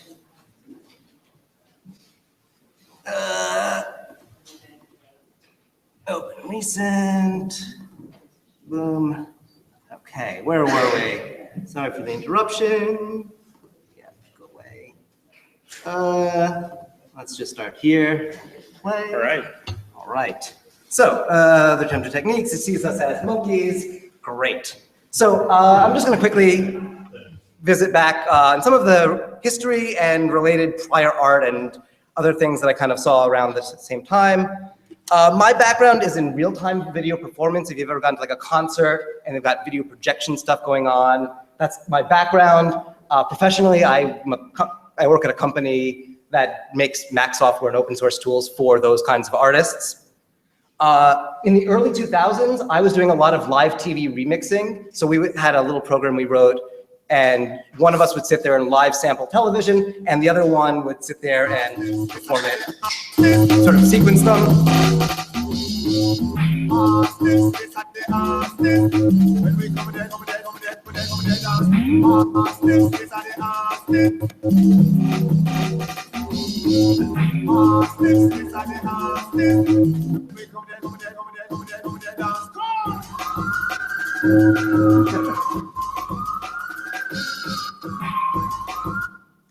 So on top of that, we used to like do live presidential debate remixes and things like that. And it's something I want to actually bring back and do again this year. But a big part of that idea came from this thing called video instrumentalism. And there's a text from Marco Kosnick.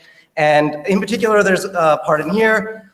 And it says, it may take 50 years of man-female time work for documentary when reusing archived materials. It may take 5,000 people running full-time daily jobs to compile half an hour of CNN news when produced on a daily basis. Video instrumentalism is a discipline which tends to reverse the engineering of video production, replace with the low-level narratives and abstract brain food, and return the process of video production into the hands of the individual, performing on the level of musician, controlling a video instrument in 1-to-1 time ratio. It takes just 24 video instrumentalists to produce non-stop, freshly generated TV program on the fly when each of them performs for 1 hour a day. And I looked back on this a few weeks ago when I was starting to work on this talk, and I've been thinking about bot instrumentalism, this sort of hybrid, sort of automated technology for creating text and whatever on the internet, but it's sort of a different variation of it, but still automated. These were a couple of things. Novice art blogger was mentioned here. I'm a huge fan, and I noticed it around the exact same time that I was working on TV Comment Bot. And again, it was one of these things where I saw a lot of people working on accurately trying to describe things, but this idea of trying to infuse some sort of personality or thought behind it was one thing. And Ramsey Nazir made this bot that I thought was pretty inspiring for me. It was one of the things that made me want to make a image Twitter bot. And he was just tweeting every minute frame, the next successive frame in the movie Top Gun. And in particular, this bot is interesting beyond that, because eventually it was taken down by Twitter. You can see that there's media not displayed because of copyright issues here. Eventually they said, this doesn't fall under fair use. And that's something that I've worried about with TV Comment Bot, is that I'm pretty sure it falls under fair use, but there's a line that I can cross where it is no longer in that realm. Some other things I've generally found, the New Yorker cartoons, which just have this juxtaposition of text and images together, but because of, if you're familiar with the way that this works, they very often put the image at the end of the New Yorker for next week, and they ask people to write the new dialogue. So that ends up happening, and I find TV Comments Bot's kind of a similar process. And the word camera by Ross Goodwin is also a very interesting project where you take a picture of a thing and it gives you that information. So moving on to kind of one of the most important topics of this talk is TV Comment Bot is now very heavily moderated. And previously was said, it's great to wake up in the morning and see these great things that your bot has made overnight.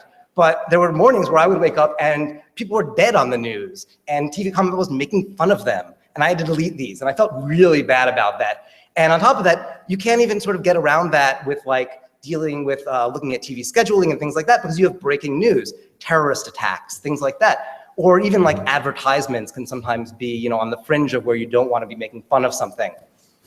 So at a certain point, maybe about 2 months in, I decided I just need to make it so that it's moderated, pretty much all of the time now. So it's only actively running if I'm near a computer or my phone, such that if I need to, I can delete things. And very often I like try and be in the same room. And sometimes you'll notice that the frequency changes. And that's because if I'm in the room and I'm actively watching it, I'll crank the frequency up because I'm enjoying watching it myself. And I love this feeling of watching television with 1,000 other people. So I'll turn up the frequency and I can moderate a whole bunch of them in advance. And then if I'm not there for 3 hours, people can at least go back and look at reruns. So here's an example of one that I had to delete the other day. And I kind of let this one slip by without having read the text myself. Again, TV Comment Bot not only can it not read, but it wouldn't be able to understand that text in any sort of meaningful way. And I let this one slip through, and then I was like, oh my God, I can't let that go up there. I have to pull that down, so totally not cool. And in particular, this phrase punching up, which was mentioned at a previous bot summit, has been a really useful guideline along these lines. The bot should never make fun of somebody who's, sort of on a lower level of being happy with their lives. It should always try and make an effort to make fun of people who are above them, punching up. You go back and watch the previous bot talk, they do a much better job of explaining it. But I do run into this problem of, what about this image? There's no indication there, even for a human to look at this. It's just the Pope and a little girl. Maybe you can make fun of this, maybe you can't, but there's no sort of further indication. You can't read into this image that information that we had in this previous frame. So my kind of general guideline is it's usually okay to poke a little bit of fun at public figures and brands, but not necessarily their subjects and guests. So very often, another one of these was Dr. Phil. I would flip on to Dr. Phil, and he's on there, and you're like, oh man, I want to make fun of that guy. But then it cuts to his guest, and something horrible has happened to this person that's brought them onto this television show. And you're not going to make fun of this person. They're in bad shape, and they're seeking help in whatever fashion they can, that their brain brought them to. So if you've never read this book, it's by the guy who wrote Eliza, which was the sort of first known chatbot. Many of you have probably used it. And this book in particular, I was reading it sort of a little bit before I started working on TV Comment Bot. And since then, I've gone back and reread parts of it. And there's a lot of, he wrote this book in the late 70s.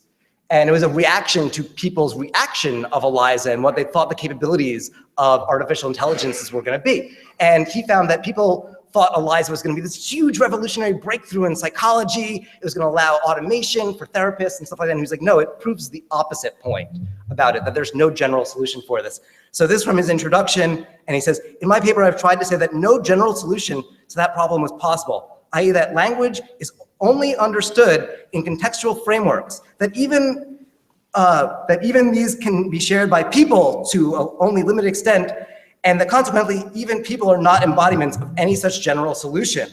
But these conclusions were often ignored. In any case, Eliza was such a small and simple step. It's a contribution, if any at all, only to vividly underline what many others have long ago discovered, namely the importance of context to language understanding. And that's a big part. I think context is something that you can't draw, and you need experience, you need human experience to necessarily draw out some of these things. So on the kind of things of moderation, for a while I was moderating out ASPCA commercials because I thought it was cruel to make fun of animals in cages. But then my cat died, and I would see these commercials, and I wanted people to feel my pain in a way. So I let one slip through, and somebody, of course, called me on it in a sort of way. Not saying that it was inappropriate, but they wanted Twitter to be their escape. That's fine. But it made me think of, can the ads for the ASPCA in the Twitter feed help raise awareness? They are, for good causes. Should those be included? How do I handle this tastefully? Should I put them in there without comments at all? Just put them up there? I could certainly do that. But I feel like it adds something to put the comment on there in some way. That's what makes it the bot. It's putting a little spin on it that people still want to enjoy the ad through the lens of the bot. But still figuring that out. So another example of that is when it's making up song lyrics, rap lyrics in particular, is it okay to drop N-bombs? I would never do that, in person, but when it's pulling out some Jay-Z or some Kanye, it's kind of appropriate and it fits. And I think that in other contexts, this would be clearly offensive, but there's this fine line where you can kind of be a little bit tasteful and it's not, it's still funny. So there's a lot of gray area. And so one of them was on National Puppy Day. Somebody called me out because it made a comment about sitting on puppies. And one of the modes, sometimes I've pre-filtered out a lot of the material for offensive material, but I've put one of the modes as erotic fiction mode. And somebody said, well, that's sexist. This is a woman saying that, this is the bot saying she earned prediction for her scoreboard through prostitution. So one of the interesting things about TV Comment Bot is it's very often unclear who is the person. Is it the bot talking? Is it the person in the images talking? This could have just as easily been a woman talking about another woman who earned her prediction through prostitution. But this person interpreted it as the bot saying this about this woman. So I'm going to talk very briefly about erotic fiction mode. And I edited it for Valentine's Day. I'm sort of trying to add topical things as I go along. The most recent one I added a Black History Month one that only got used really during the Oscars. And for that one, I even asked friends of mine, like, help me moderate this so that it's not saying something horrible. And so erotic fiction mode is, again, one of these things where it's like only if I'm literally in front of the computer and I see that a weather forecast is on. So I ran it for the full day on Valentine's Day. And afterwards, I just thought the weather forecast ones were so funny. And whenever they're up there, I just switch it in there. That's the secret for anyone who ever's wondering about why that is. It's just an inside joke. Here's another one.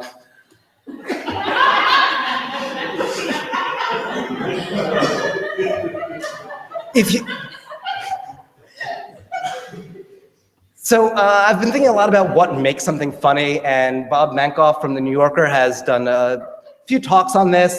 There's another graph of his that I couldn't find that talked about absurdity versus familiarity. But this one I thought of funniness versus fairness was kind of an interesting one to include following the moderation idea. So I'm constantly optimizing it for humor. I'm trying to make it funny in that way. And I'm trying to find the sweet spot of where things are absurd and relatable, but keeping this sense of fairness. And I think that a big part of what makes the bot funny itself is the imagination of the person who's watching it. Because when you see two people sitting on a couch there, and you might know, Law and Order, and you know what these two actors, their voices sound like. So when you read these lines, in your head, you might be reading them in the voices of these actors. And that might influence whether or not you think it's funny or not. And because there are two people here, you don't know, it's up to you as the viewer to take the prompt of who's saying which line. Is it one person saying this to the other person? Are they having a conversation? This is a seed for you to take a new story.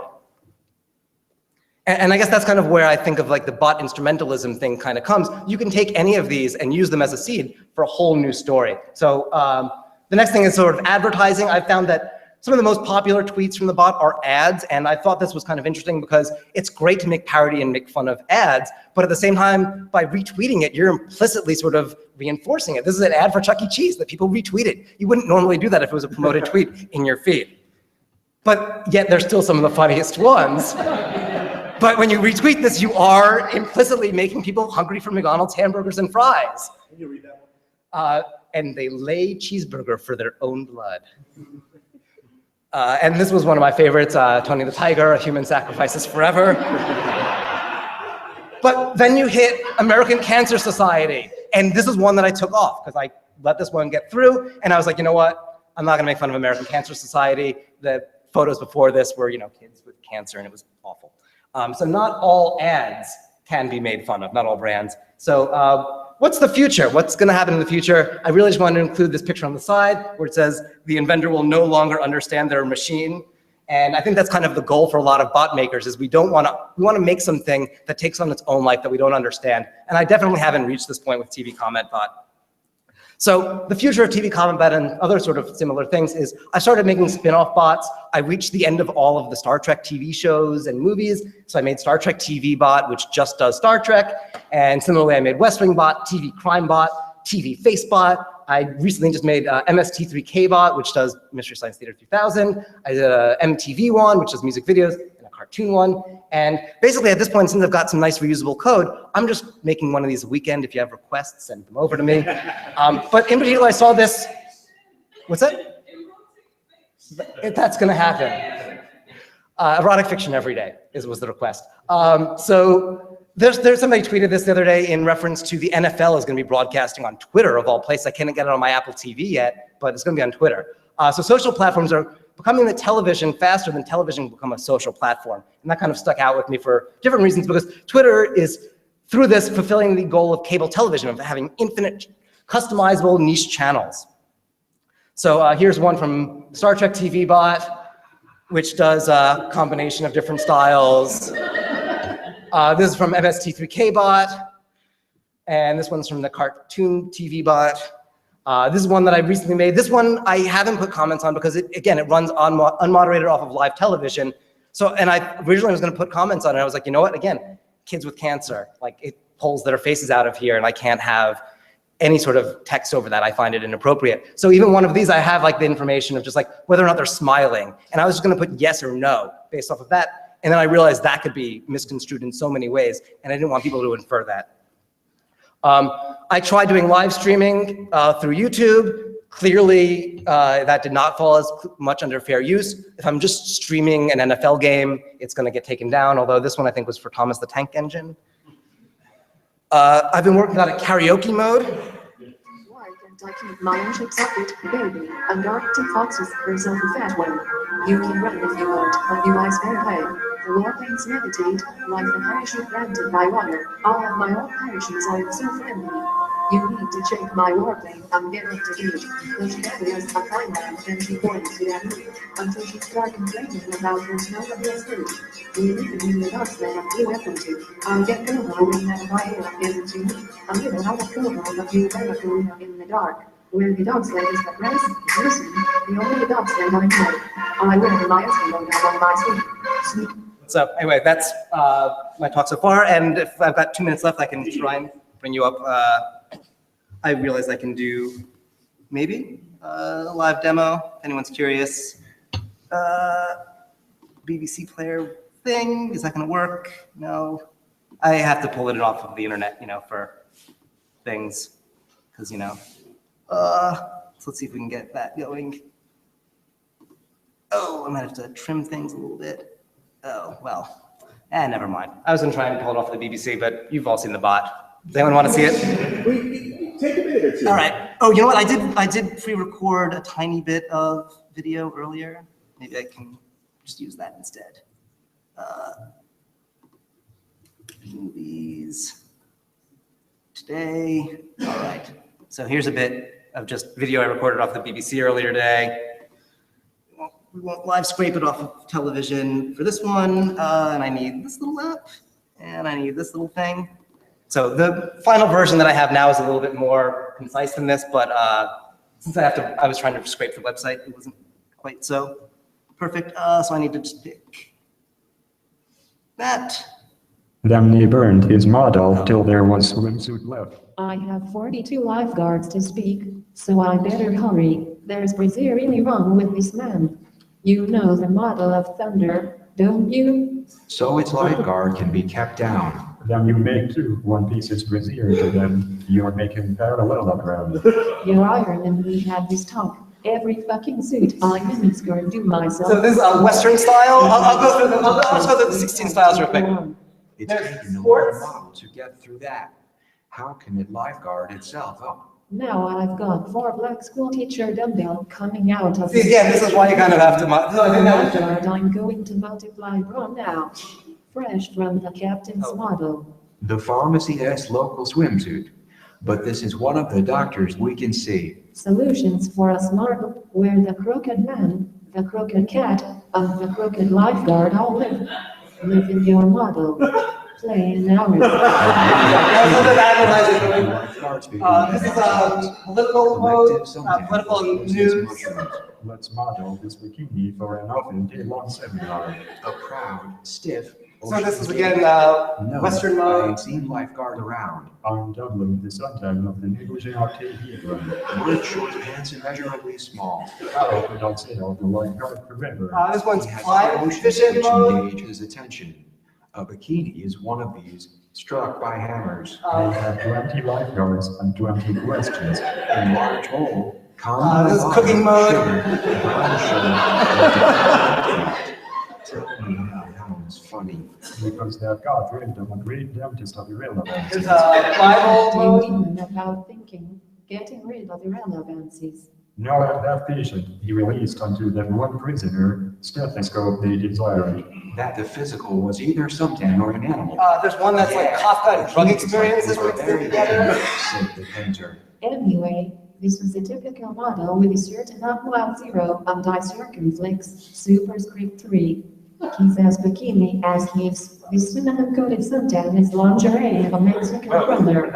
The two models in which you use a long rod, a small gymnastics equipment made by a sharp object, thank you swimsuits. So this one's the red carpet mode. Specifically prohibit a certain activity. I do have a few bikinis tucked into my bra. All right, so Questions below the brazier that never dies till you finally let that weather forecast go. Straight about the lifeguard scene. You have to. There will be some dialogue, some communication. Learn the shopping cart that they are. Then when they come up on our shopping cart to talk, Because the shopping cart is a cowardly outfit.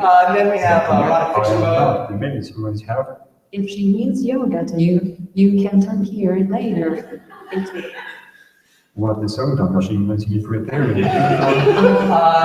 What's this one? This one's sitcom mode. Hi, I'm your basketball guru. During pregnancy, the score expands to more than 20 weather forecasts. This one's science fiction with horror mode. Machines by airplane. Another training equipment. The training equipment flies away. We made training equipment too. Belgian and girly are two subtents of the sleepy paintbrushing reading. There's physics lecture mode, and then the last one is Jeopardy sort of game show The mode. lowest pitch of the cricket instrument. Which the Jeopardy one in particular is interesting because it only really works with Jeopardy. It falls totally flat every other time. Anyway, that's all. Thank you for watching.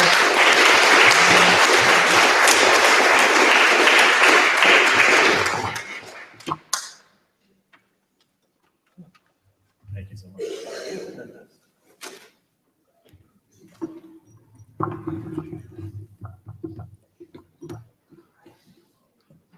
We're going to use your laptop? Yeah. Okay, cool. Do you have sound? Nope. Okay. All right, that ought to be short. Shall I introduce you to Shah? Sure, whatever you want. All right, let me know when you're. Okay, next up, we have Eric Drass, aka Shardcore, who has built a bunch of like really sort of boundary pushing bots. And he is going to speak on what is it like to be a bot. Thank you, Eric. Hello, thank you. Thank you for remaining awake 4 hours in. This is the longest thing I've been to in a long time.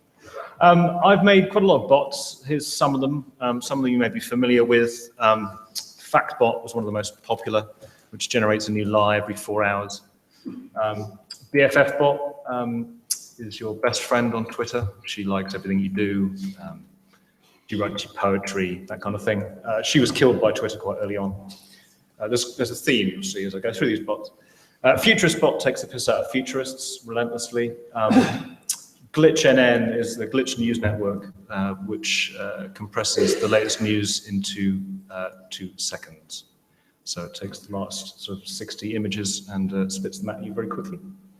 AlgoBola was an experiment in building a social media virus. That one lasted, I believe, 16 hours before Twitter killed it. They don't like it when you start spamming lots and lots of people with lots and lots of stuff. Theresa Maybot I'm particularly proud of. In the spirit of punching up, Theresa Maybot is a Twitter bot that never tweets. All she does is add you to suspicious lists. Things like person of interest or deep HMRC search, that kind of thing. MIA Artbot is machine imagined art. I took the JSON data of the Tate collection and used it to generate theoretical artworks. And due to the delights of combinatorial explosion, there are 88 nonillion possible artworks it's currently working through. And the one I'm most proud of recently is TrippingBot. She starts taking drugs at 6 p.m. every night for 6 hours. And she gets increasingly wasted. She's actually one of the more sophisticated bots under the hood. She's trained on a character level recurrent neural network, which I've trained on the corpus of Erowid drug experiences. And the performance of the network is is effectively rewound. So she starts off relatively coherent, but by the end of the night, she can't even speak. Anyway, I'm not going to talk about my bots tonight. I'm going to talk about this stuff. Yada, yada, yada. I'm going to call it that shit. And the question I'm going to be asking is, what is it like to be a bot? This is a play on words based on a very famous philosophical paper called What Is It Like to Be a Bat by Thomas Nagel, published in 1974 and is known as the most widely cited and influential thought experiment about consciousness. But before we get into the nitty-gritty of that, we need to think about thinking, which thankfully philosophers have been doing for quite a while.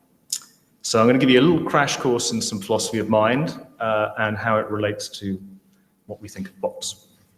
This is the Wikipedia definition, which is that it's a branch of philosophy that studies the nature of the mind, mental events, that kind of stuff. Alan Turing talks about intelligence here as if a machine attacks, if a machine acts as intelligent as a human being, then it is as intelligent as a human being. That doesn't really work very well. It's slightly anthropocentric. It makes more sense to talk about an intelligent agent.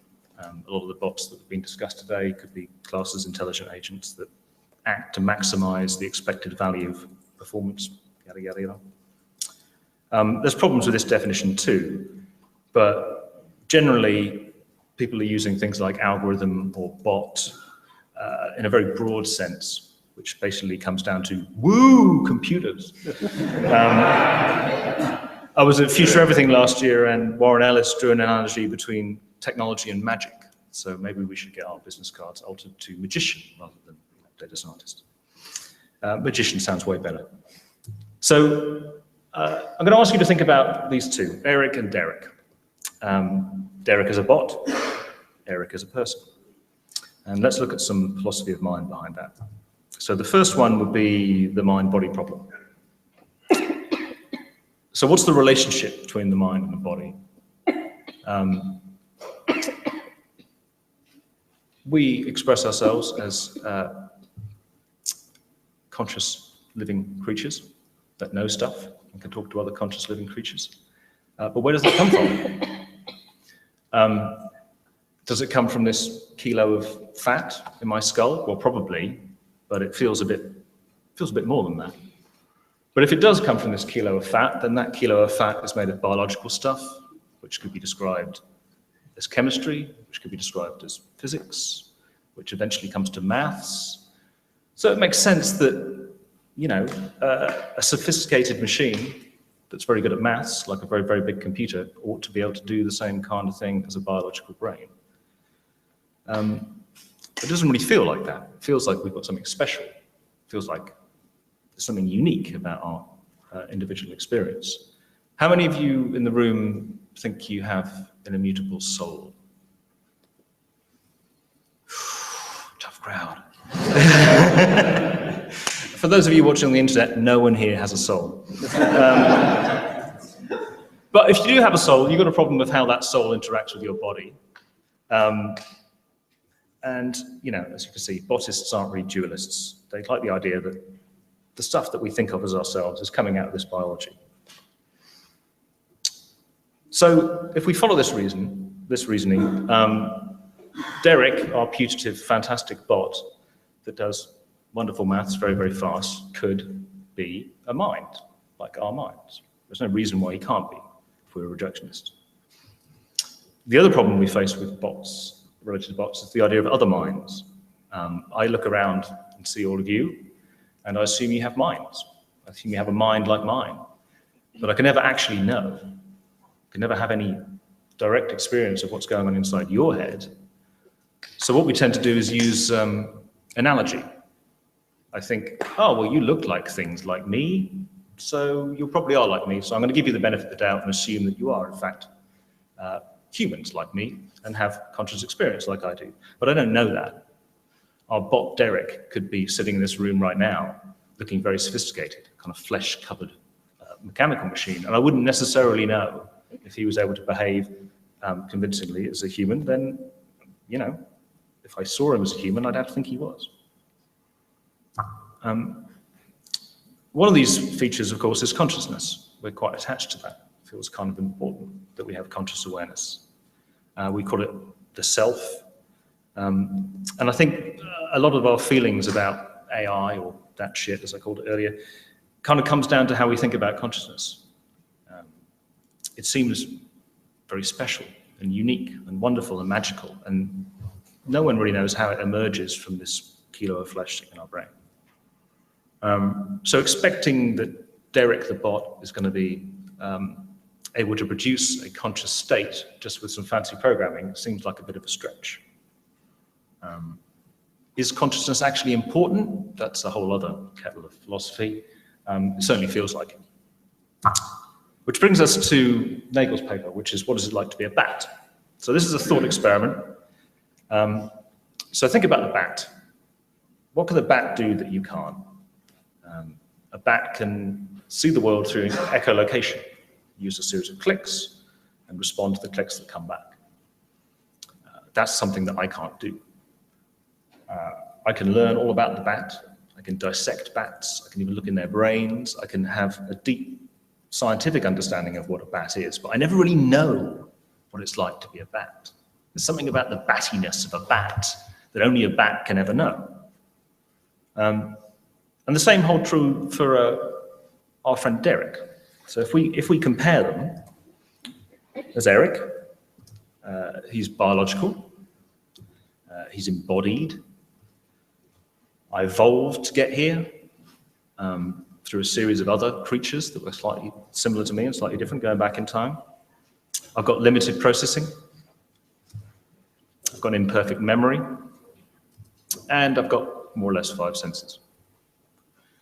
Now, the bat, which inspired such interesting philosophical thoughts, is very similar in all the ways. Except he's got an extra sense, a sense of seeing the world with echolocation.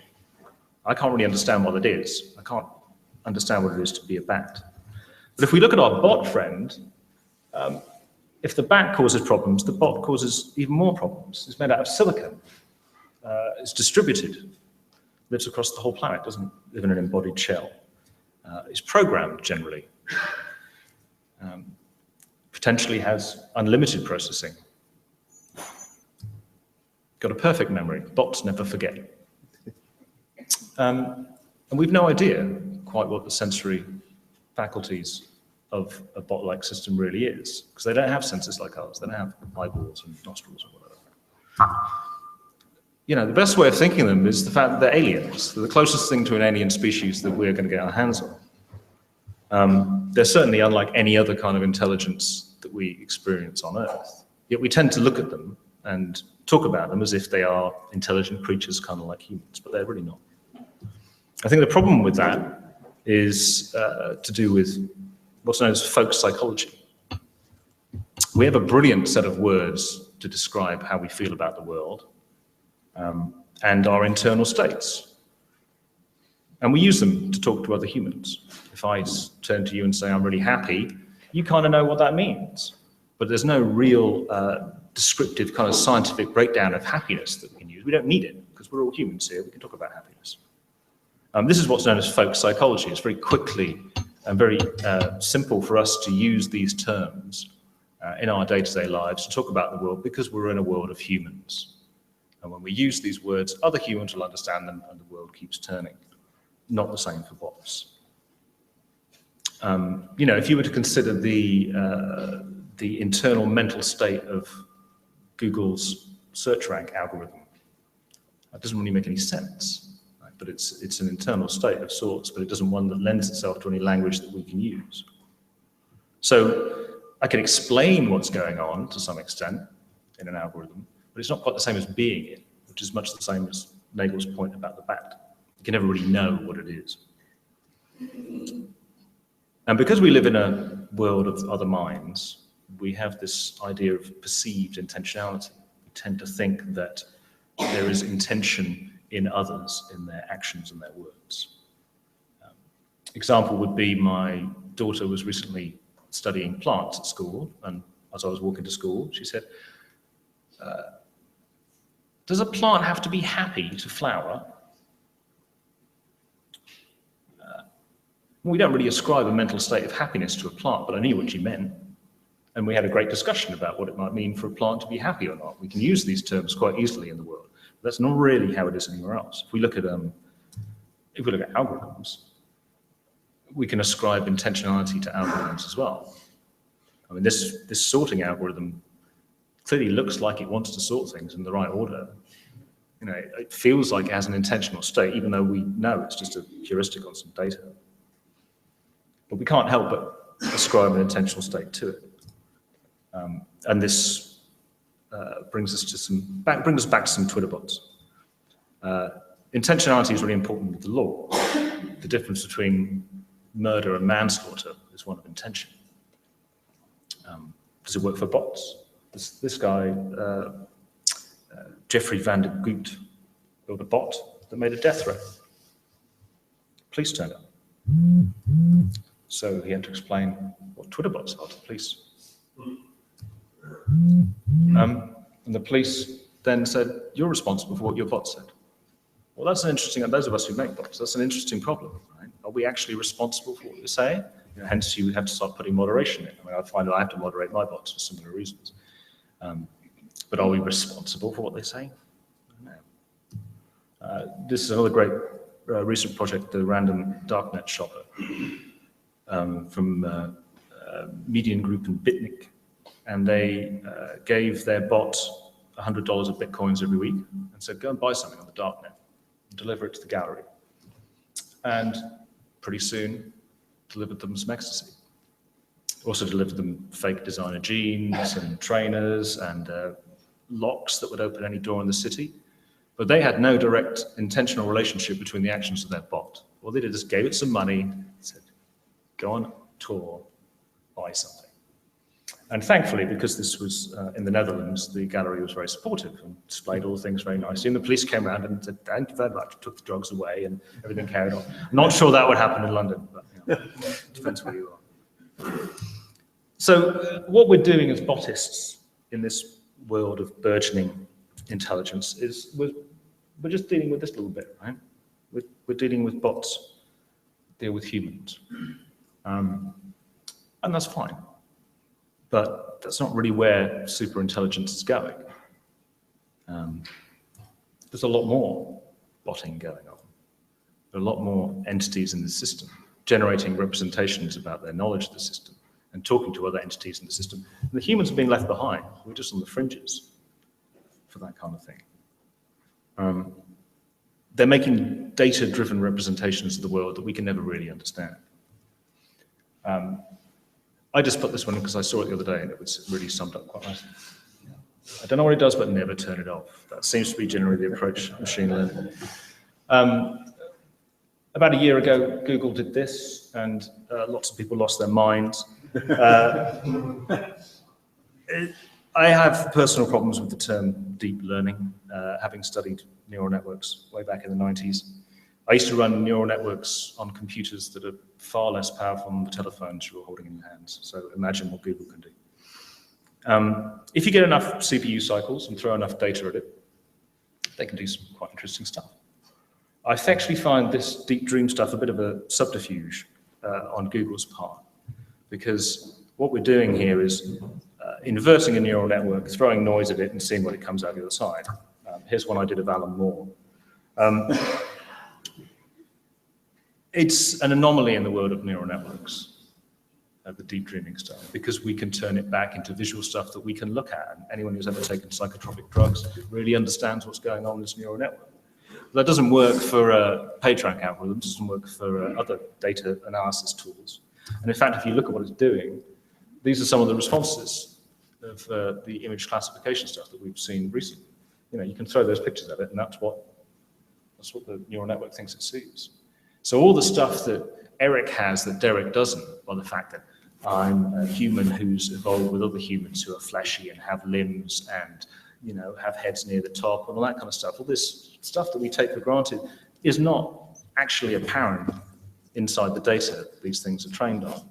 So they can produce behavior that very much feels like human recognition, but they're really not doing it at all. This, of course, is the other classic example. These systems only reflect back the data that they've got. So Google produced this magical sort all my photo system, labeled black people as gorillas, made people very understandably very upset. This is reflecting back the data that it was given. Data is full of, you know, West Coast bros and not particularly representative or diverse. I use the same system on Alan Moore. It tells me it's a piranha. You know, so we'll wrap it up very quickly. So what does it look like now? We've got humans creating data, lots of us. We've also got bots making data in the system as well. They're also adding to this cultural sea of information. And there's lots of us. And quite a lot of what we end up reading is the representations that machines are making. They're reading all this data coming into the system. They make a summary of it, present it back to you, be it in algorithmic journalism or a pretty picture or a video. It becomes more complicated when there's a lot of systems, a lot of bots. And then the bots start looking at the other bots. What the fuck is this guy thinking? It's very difficult for us to know as humans quite how it works through a machine. Here's another great recent tweet, which I think summarizes it quite nicely. Twitter is very complicated. I no longer know whether they're humans or not. To which some bot perhaps said, are you a real account? So I'll wrap up very quickly.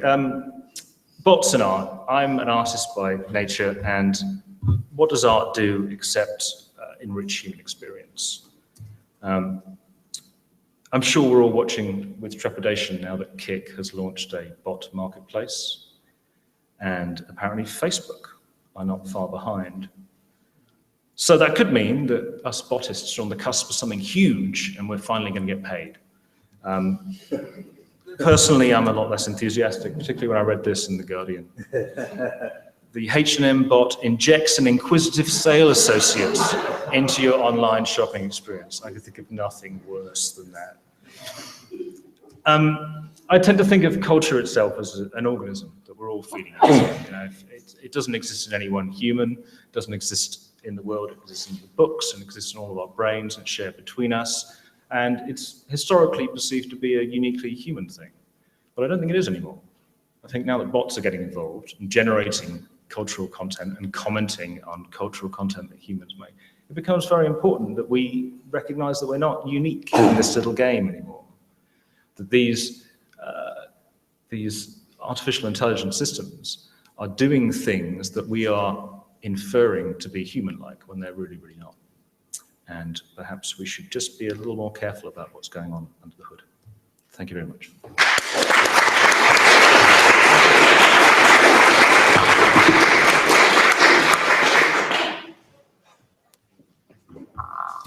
Okay, for our last talk of the evening, we're going to go about 15 minutes over time. If you have to leave, I understand. When people ask me who's my favorite bot maker, I have a few different people who I like to mention, but the name that comes up for me most often is that of Katie Rose Pipkin. And I could not be more delighted to have them here to speak to you today. So, hi, let's get you up here. Hi. You need audio? You need video? Yes.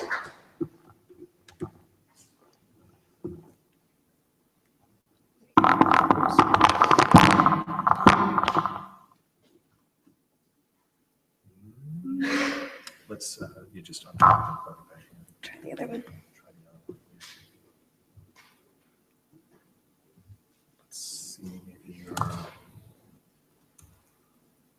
Is that an HDMI cable?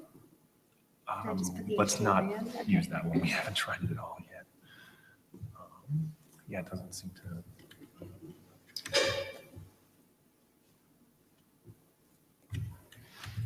Can we use HDMI? Is that... All right, now let's try it. Oh, God.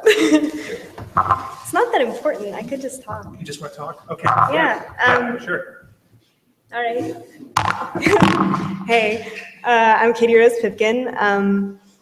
This happened at my last talk, which I gave, and I was really into it because I was talking about like Byzantium. Oh, it went away. And sort of like I had this beautiful glowing background behind me, and it was really fabulous. So I don't know, maybe this is just like the way it is. But yeah, I'm an iterant bot maker, among other things. I'm going to talk about some like slightly embarrassing aspects of my work. And if you don't know what I do, it would be amazing personally if you'd like look up the rest of my work. My website is katierosepipkin.com. Yeah, but I thought, it was kind of important to maybe like expose the veil and talk about some of those like other aspects of what I did to be here. So don't remember me as just this, but it's kind of great. I wanted to talk a bit about how bots and specifically Twitter bots are kind of functioning societally today. I thought we could start with the idea of folk art. So there's a lot of ways one could kind of define folk artistic practice, but to cut to some wide generalizations, it kind of generally exists outside of fine art circles, or at least operates independently, sometimes willingly from current mainstream trends.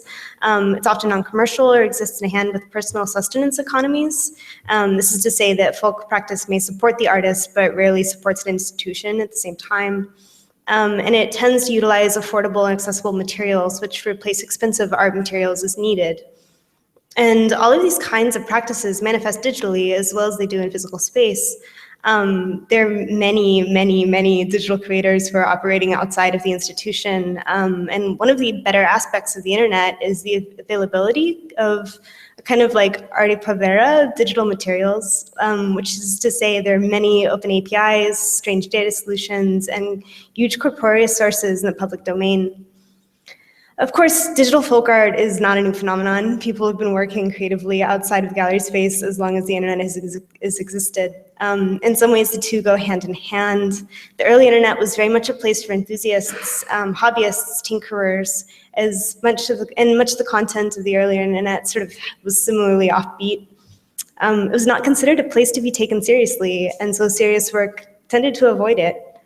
And even as internet communities grew and commercialized as they did, this mentality's flourished with the vast availability of online spaces. So you might want to consider fan practices, including fan fiction and role play. I was going to show this really embarrassing website I made when I was 13 years old on Avid Gamers of this like fantasy role playing site, but you can just imagine it. It was terrible, but important, right? And GeoCities pages, right, which sort of exists somewhere as like between a collage and a self-portrait, or webcomics, or perhaps like a considerable amount of DeviantArt. And I'm not poking fun at these communities, right? I spent my childhood and my early teen years in them, and I've never worked so hard or so passionately. And I'm endlessly thankful for the lessons I learned there, and I'm still impressed with the work that comes out of them, and it's all of its like silly and wonderful internet glory. And bots are really not so different. So for example, very few of them are made for the gallery, very few of them are made for commercial reasons. As a group, they have their own set of zany, beautiful, strange aesthetics. The community that supports them and produces them is relatively small and handmade. Often bot makers are not trained in the arts, and even when makers of bots do come from traditional art spaces like me, or even when they're expressly made for the gallery, they remain fairly egalitarian, which is to say that although bots kind of assume that their viewer will have access to the internet, which is of course a privilege, they're also available everywhere and viewable in like an original format. So unlike a gallery show that requires a visitor to go to a physical location and see the thing to like have a physical experience with the work, bots are original everywhere when you're with them in space. They live with us. So this is exciting for a lot of reasons. For one, it's political, right? Like making work inside of the corporatized internet, but developing shared tool sets with a community of other makers for the joy of it is pushing back. And it's weird, right? Like the type of projects that come out of the space are like very different than any other space I've ever seen, and we should be proud of that. And it's ours. The space serves us because we built the thing. But I also wanted to talk about the inverse of the situation, like the rogue or folk computer scientist, which is to say that relationship flows both ways. I'm interested in what happens when artists who are used to being artists decide that the best place for work is within a space that seems to require like an entirely different method of construction. And of course, there's no harsh line between like forums, and plenty of people exist, both as highly proficient working artists and exceptionally skilled programmers, tons of them, right? But I'm not talking so much about the skill or even background. Instead, I'm interested in mentality, goals of each practice, and how that comes to bear on resultant work. So often, the understanding of how code should work is that it should be invisible, right? Good code like shouldn't make itself known. It's meant to provide this sort of seamless digital experience, one that is like not jarring or sudden, and like, okay, right, this makes sense since yes, usable design is a good business plan. Folks program things like automated vehicles and kitchen appliances, like they probably shouldn't, kill you accidentally because of like an artfully broken interface. It'd be bad. But it actually makes little sense as a baseline in the arts.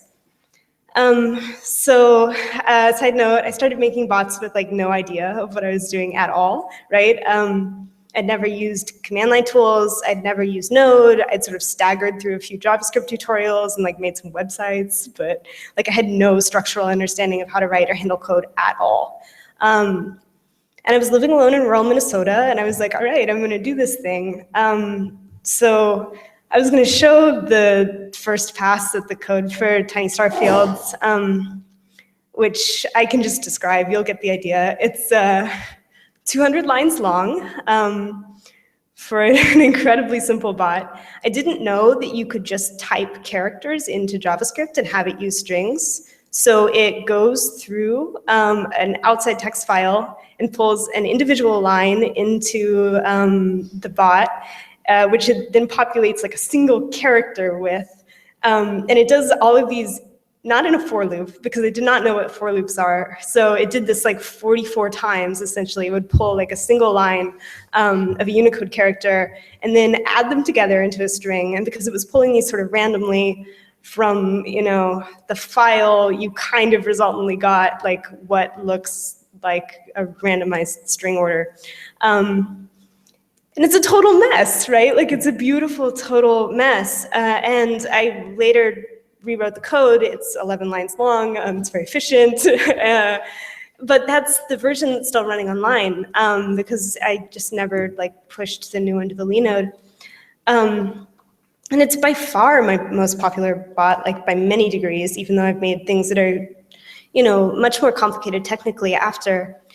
And I think there's like kind of something special in that very, very, very occasionally, like once a year, something goes wrong, right? And it will pull like an undefined or a null or not a number, right? And like push this to the Twitter feed, which is not something that would happen if it was like just a slightly more together structure. So yeah, like as I've grown more proficient, I became really thankful of this history, right? It let me arrive at some kind of strange, unlikely places, basically because I didn't know better, or that like my solution was so bad that it like completely circumnavigated the initial problem and started me on a new project. As a culture, we talk a lot about the naive writer or painter or poet, but very rarely do we speak of the naive programmer. And I think that's a real shame. Like, I guess what I'm trying to say is that it comes through, I'm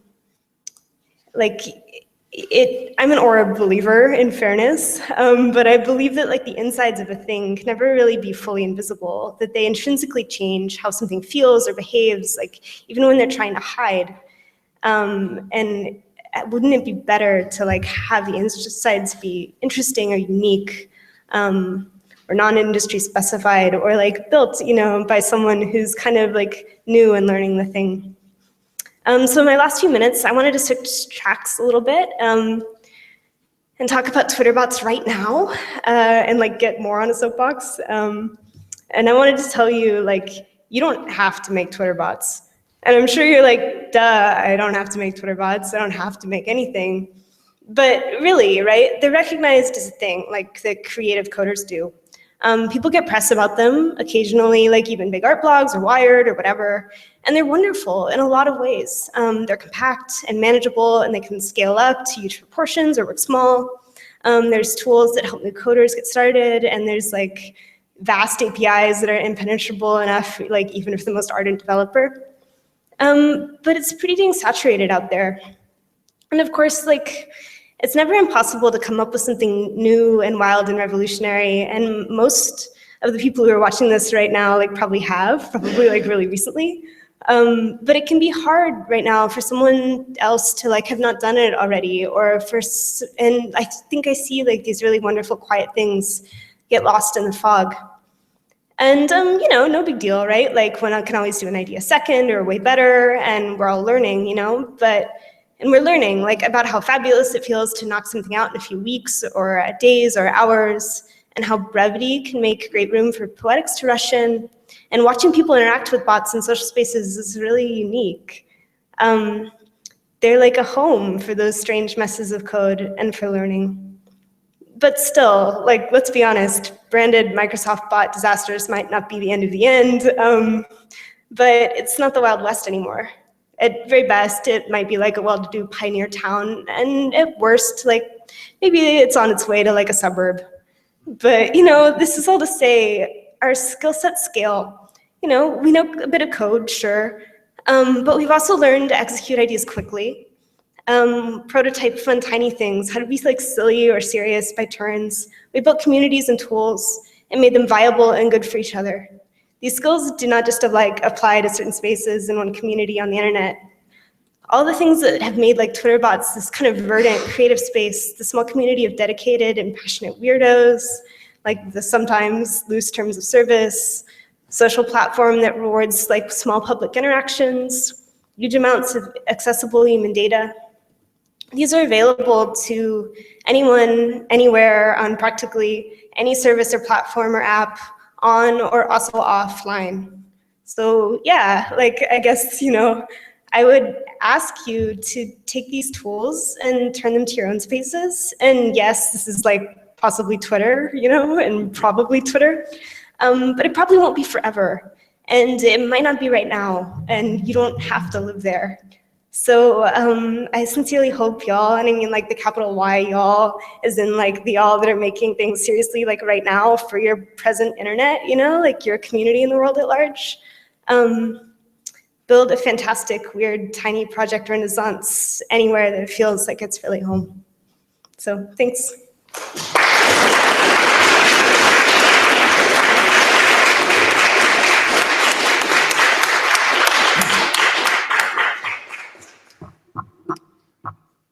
Well, that's it. That's Bot Summit 2016. We did it.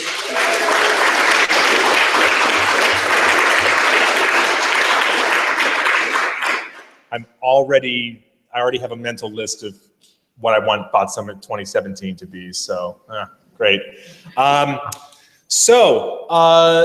First, I just wanted to say thank you all for being here. Thank you for watching online. Thank you to all the speakers. Thank you to the sponsors. That's the VNA, Field Trains, Slack, Night Mozilla Open News, and all of our Indiegogo contributors. Thank you all. This couldn't happen without you. And I don't know, Corinna, did you want to just say a few sort of words about getting people out of the building? Is that, seems like that's the next important thing to do. I'm going to go shut down the feed. Hopefully it's quite straightforward. It's straight on, down the stairs and straight on again, and you'll get onto Cromwell Road. There are lots of people to stop you going anywhere else, so you won't get lost. All right, thank you very much for coming. It's been a real delight to have you all here. So next time, 2017.